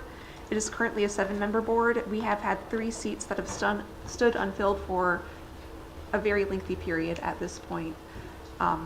So if council was interested in doing that, we could do that very easily, and we wouldn't have to, get rid of any members since we already have 3 vacancies currently that have remained unfilled for quite some time. Is there something in the rules and regulations that talks about delegating, a council person if there's open seats? That's not something that's been done previously. I don't know Right, how that would. I agree, but if we need to have somebody so that we can get decisions made, something like the donation review, that might be something that we may consider, but yeah, I definitely think we should put this on the consent as well to discuss. Yes. Yes? Okay. Thanks, Sarah. Great, thank you. And that's all I have for today. Mr. Levin? Yeah, I was provided a copy yesterday of the solicitation, and I'd hate to see anything to delay my my replacement. As I read the solicitation, and perhaps I'm wrong, it appeared to be a solicitation for in-house counsel only, not to include outside counsel. It also indicated that, contrary to what's required in the charter, that the applicant had to be a resident of the city of Punta Gorda, whereas the charter says that the city attorney could be a resident of Charlotte County. And exactly. a previous before my time, attorney interpreted the residency to allow for a law firm with an office in Charlotte County to be able to qualify. So if I'm correct about those deficiencies, hopefully they can be changed as quickly as possible so that there's no delay in my replacement. Missy, did everybody receive that solicitation to go out to review? That solicitation was not provided to council to review ahead of being released. I will provide that to you now as soon as this meeting concludes, and Ann will issue any addendums necessary to make sure that we do consider both internal counsel, outside counsel, and to make that clarification in accordance with the charter that for residency requirements. Thank you. Anything else, sir? No. Missy? Okay. We have the downtown flood study is in negotiations with the vendor right now. So as soon as those formal negotiations are finished, we'll be able to get that started. The formal bid for city interior construction, which is our repairs on the Herald Court offices that the city currently leases, that closes on 4/15. If you've been in the annex building in the last couple of days, you'll see that the repairs are wrapping up on that entry level. The drywall's up, the painting's done, we're just down to handling the trim. That was handled completely by our Public Works Department, so we did not have to go out to bid on that at all. We have the flooring for the Cooper Street Rec Center closing on April 4th. The water treatment chemical system improvements close on 4/14. As I mentioned earlier, the RFP for attorney services closes April 18th. The divers for the Tide Flex valves closed yesterday, so we'll be looking at those RFPs. The FEMA grant management contract closed on March 25th. We had a number of applicants for that, so we should get a very qualified firm in place to handle that. The pay and benefit study closed last week.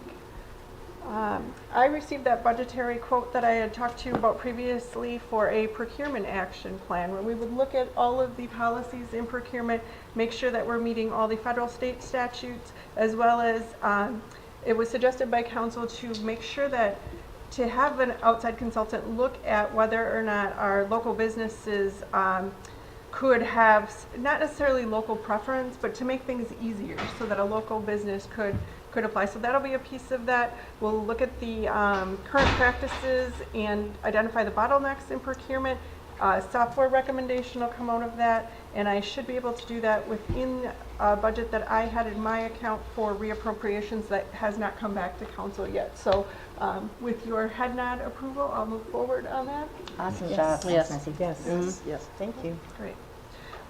Another item that came before me was the southbound 41 stairs. There is an FDOT project with an ADA ramp for those stairs.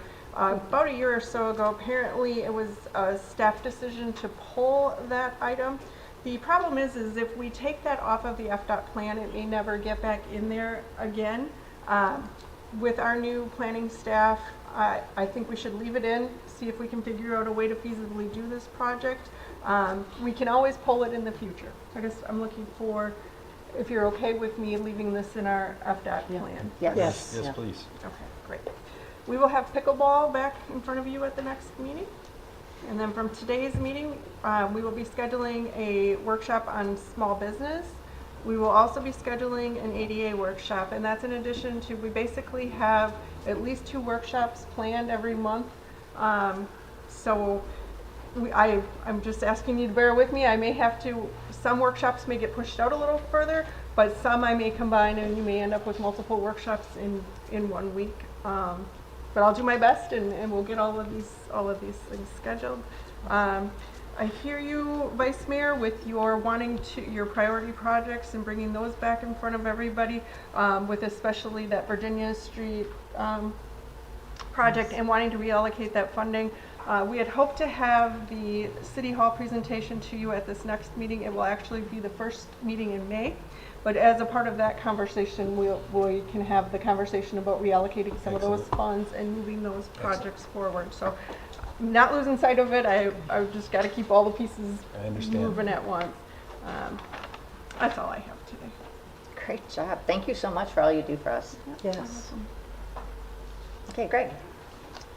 Yes, I have 2 things. The first is I would like to get a quick update on the water meters.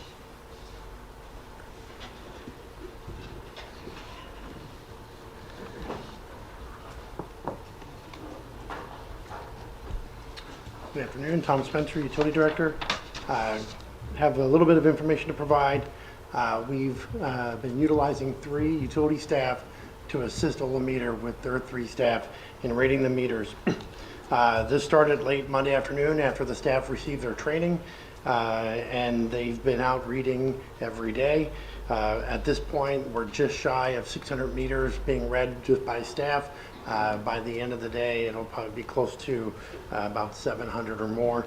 The plan is to have the staff assist for at least 30 days while we go through the procurement process to have another contract put in place to read every meter in the system at a per meter rate rather than an hourly rate. We were unable to successfully piggyback with Olameter with their Tampa contract. We're going to use that time also to complete the AMI study, and then once that's completed, we'll be using the specs developed to procure the new meters, install that the new AMI system of meters, and then discontinue the reading contract. But the staff, the plan right now is to have the staff assist for at least the 30 days or longer if needed as we move forward with the reading contract.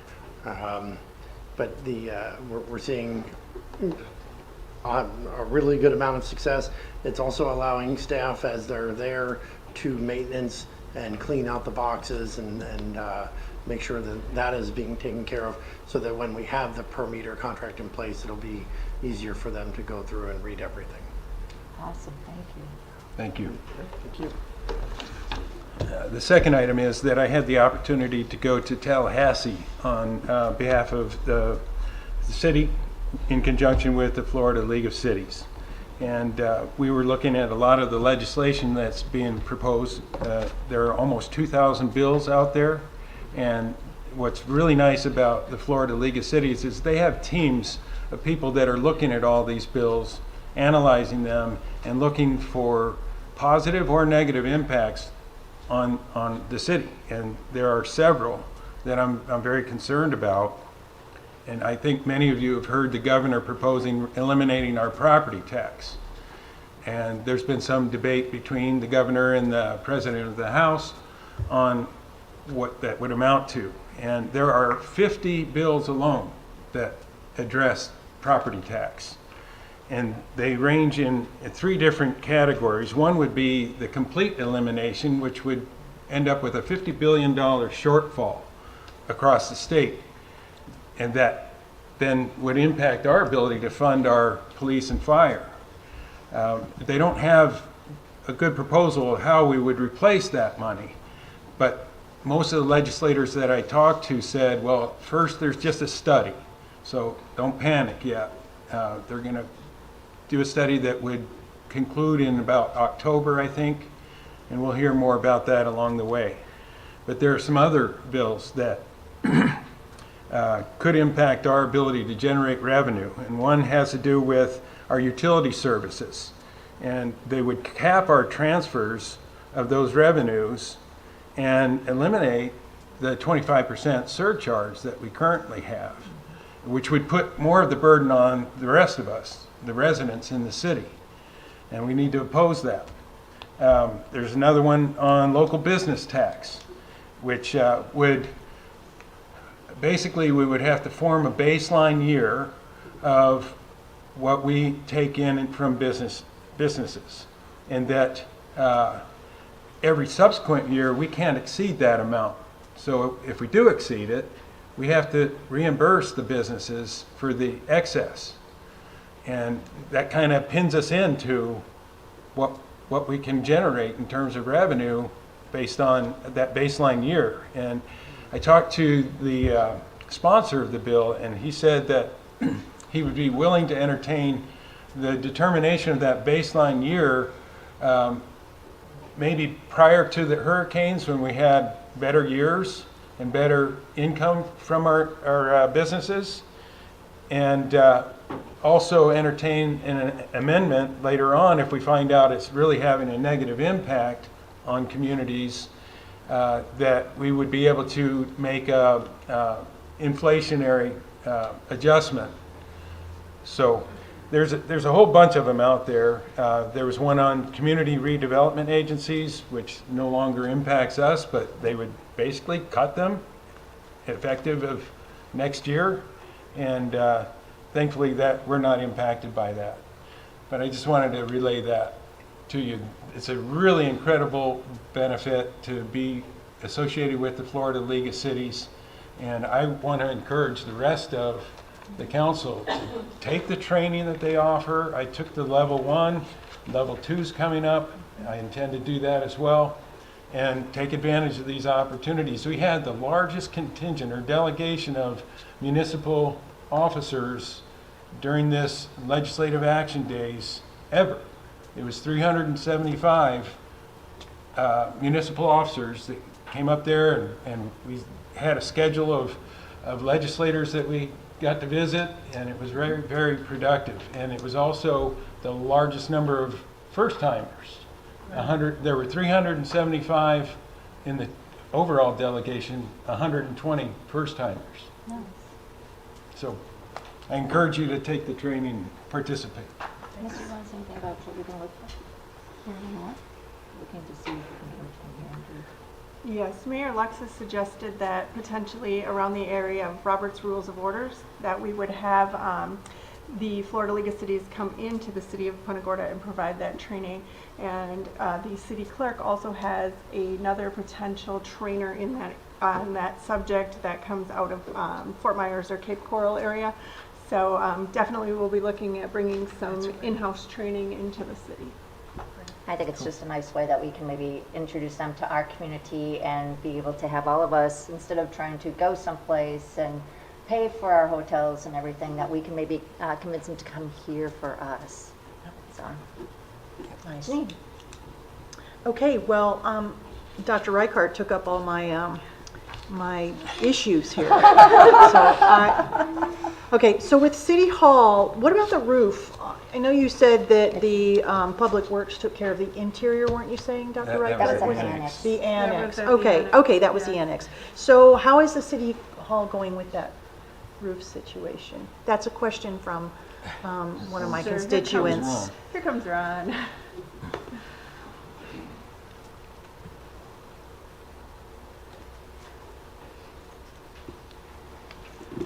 Ron Everts, Public Works. The solicitation documents, engineering is working very closely with procurement to get that out as quickly as possible. We don't anticipate many revisions from this submission, so it should be within a very short time. Okay, great, thank you. And we're also, just as an update, we're also currently starting to work on solicitation for redoing the 78 portion, all the updates that need to take place for that to be utilized as well. Nice, okay, great, thank you.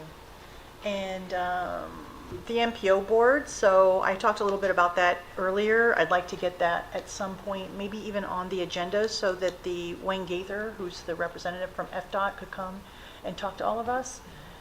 He's really interested in meeting you, Dr. Reichart, and the team. So as soon as we can get that in the works. And that's not all I have, because last night I attended one of the most wonderful get-togethers. It was an award ceremony for our local city police. And you would not believe the stories. The things that our police officers do is incredible. They actually save lives. I mean, when people are overdosing, they're, administering Narcan. It's anything from that to someone who wants to commit suicide. They talk them out of it. I mean, some of the stories were just amazing, and it made me feel so proud for our local city police. Thank you so much to all of you.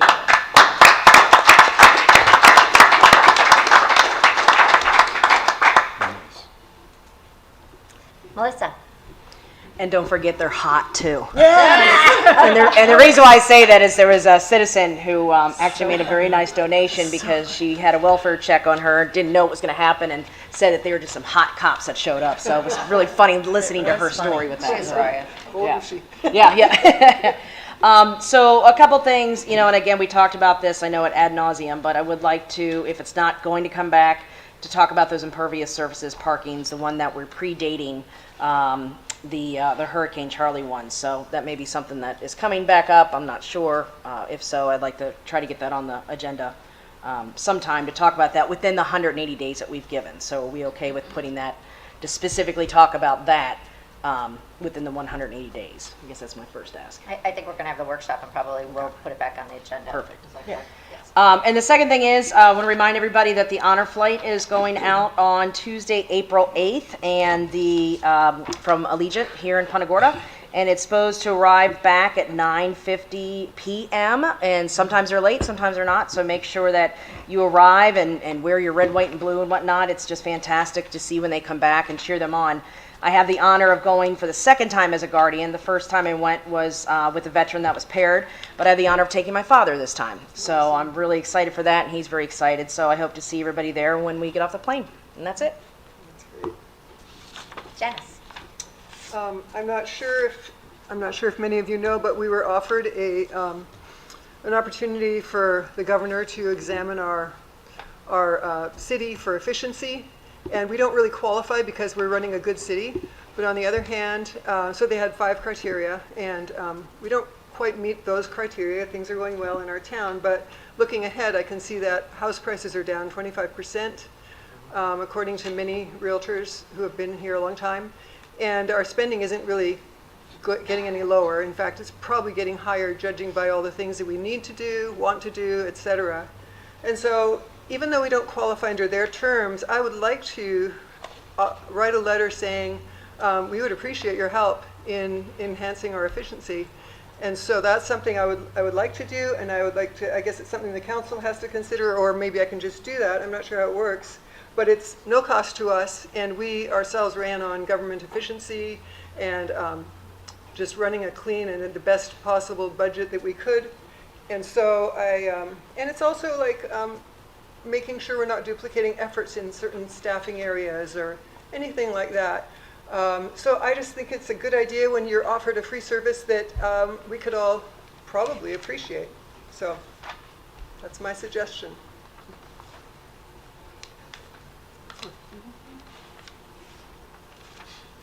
Janice, I'm sorry, it sounds really great. Do you know, would you take lead in trying to figure out what to do and Yeah, I'll provide just it contact them to Missy and everything? So that Missy she thinks can- that we'll have an opportunity later, but I just don't want to lose the opportunity. I know they're looking for the troubled towns first, but I think that there's some things that we can always gain, and so, yeah. Perfect, thank you. I do want to do, you're done? I'm sorry. Yep. Okay. I do want to do a shout out, Public Works, you always show up and somehow miraculously take care of us. Thank you so much for getting that annex done. It's awesome. Good job. Yeah, hot is right, you know. Is AJ still in here? Because I know he got an award too. He's gone? Okay. He's recently married, so. Oh, that's it. So he's off the market, okay. I do also want to do a shout out tomorrow afternoon at FSW. Greg and I go to Do the Right Thing. If you've never been to it, please go. It's amazing. These kids doing the right thing, getting the awards. It helps our community. It promotes it. So I'd love everybody to show up and see these kids get all the goodies that they get. They're just awesome. Also on Sunday, I had the honor of reading a proclamation for the Jewish community. They were so thankful, and I think they thought that they were forgotten as well, so it was really rewarding to go ahead and do it. I know that we're going to be presenting the proclamation, I think, at the next meeting. And they're so excited, they want to frame it and put it on their wall, so it was very joyous. I did hear somebody this morning talk about considering doing a board on finances. Janice, maybe that kind of goes with you with the things that they're doing.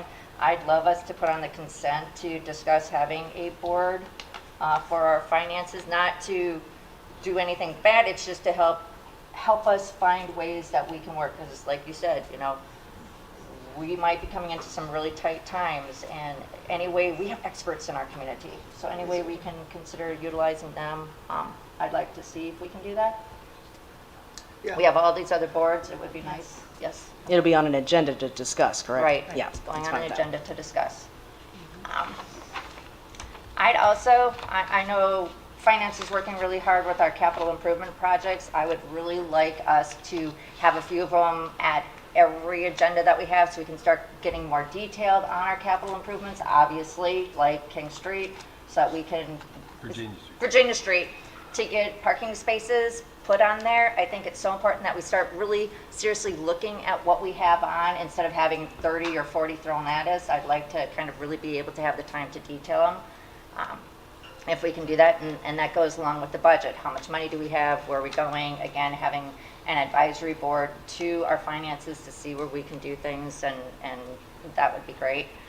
I know Ron had talked about, and I would love it, and I'd like us as council members to consider having morning breakfast, meeting our employees with different departments.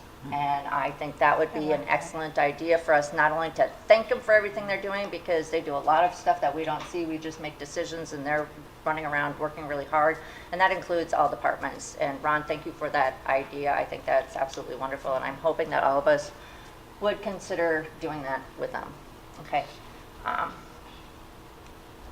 The one thing I also want to bring up, you know, we're all listening to Missy and all the things. I personally can say we wouldn't be where we are at right now if we didn't have Missy here as our interim city manager.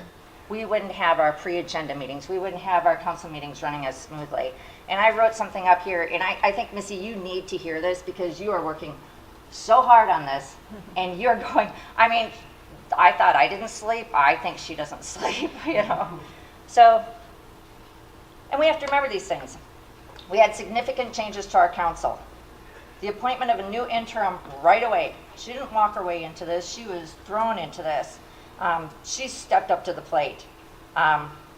We've all have our own ideas. The formal search, you know, it might be necessary, but we have to ask ourselves, are we going to find somebody better than Missy? I mean, seriously, she knows our community. She's working with us. She loves, I think, our staff. I haven't heard one person say anything bad about her. She's been tremendous in everything she's done. She's adapted to us. New on council, and she's running around adapting to us. She's keeping staff working. She's having staff keep us in line as well. She's taken on some major responsibilities with hurricanes. It's not only just maintaining the city, it's been hurricanes as well. She's proactive. She's hosted how many workshops here on her time? She's been doing all these things for us. We had the summit, which was absolutely amazing. Like I said, I think she's got a pretty good support of our staff. She follows our direction. She understands our hometown feeling, and I'm thinking, bringing an outsider in with experience in education just does not guarantee that we're going to maintain or improve upon what she's already accomplished. So I think we really need to consider these points. And Missy, I personally want to say thank you for all that you've been doing for us, for our community.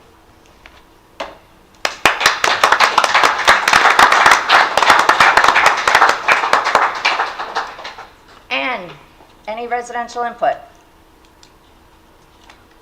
No? We are adjourned today. Thank you.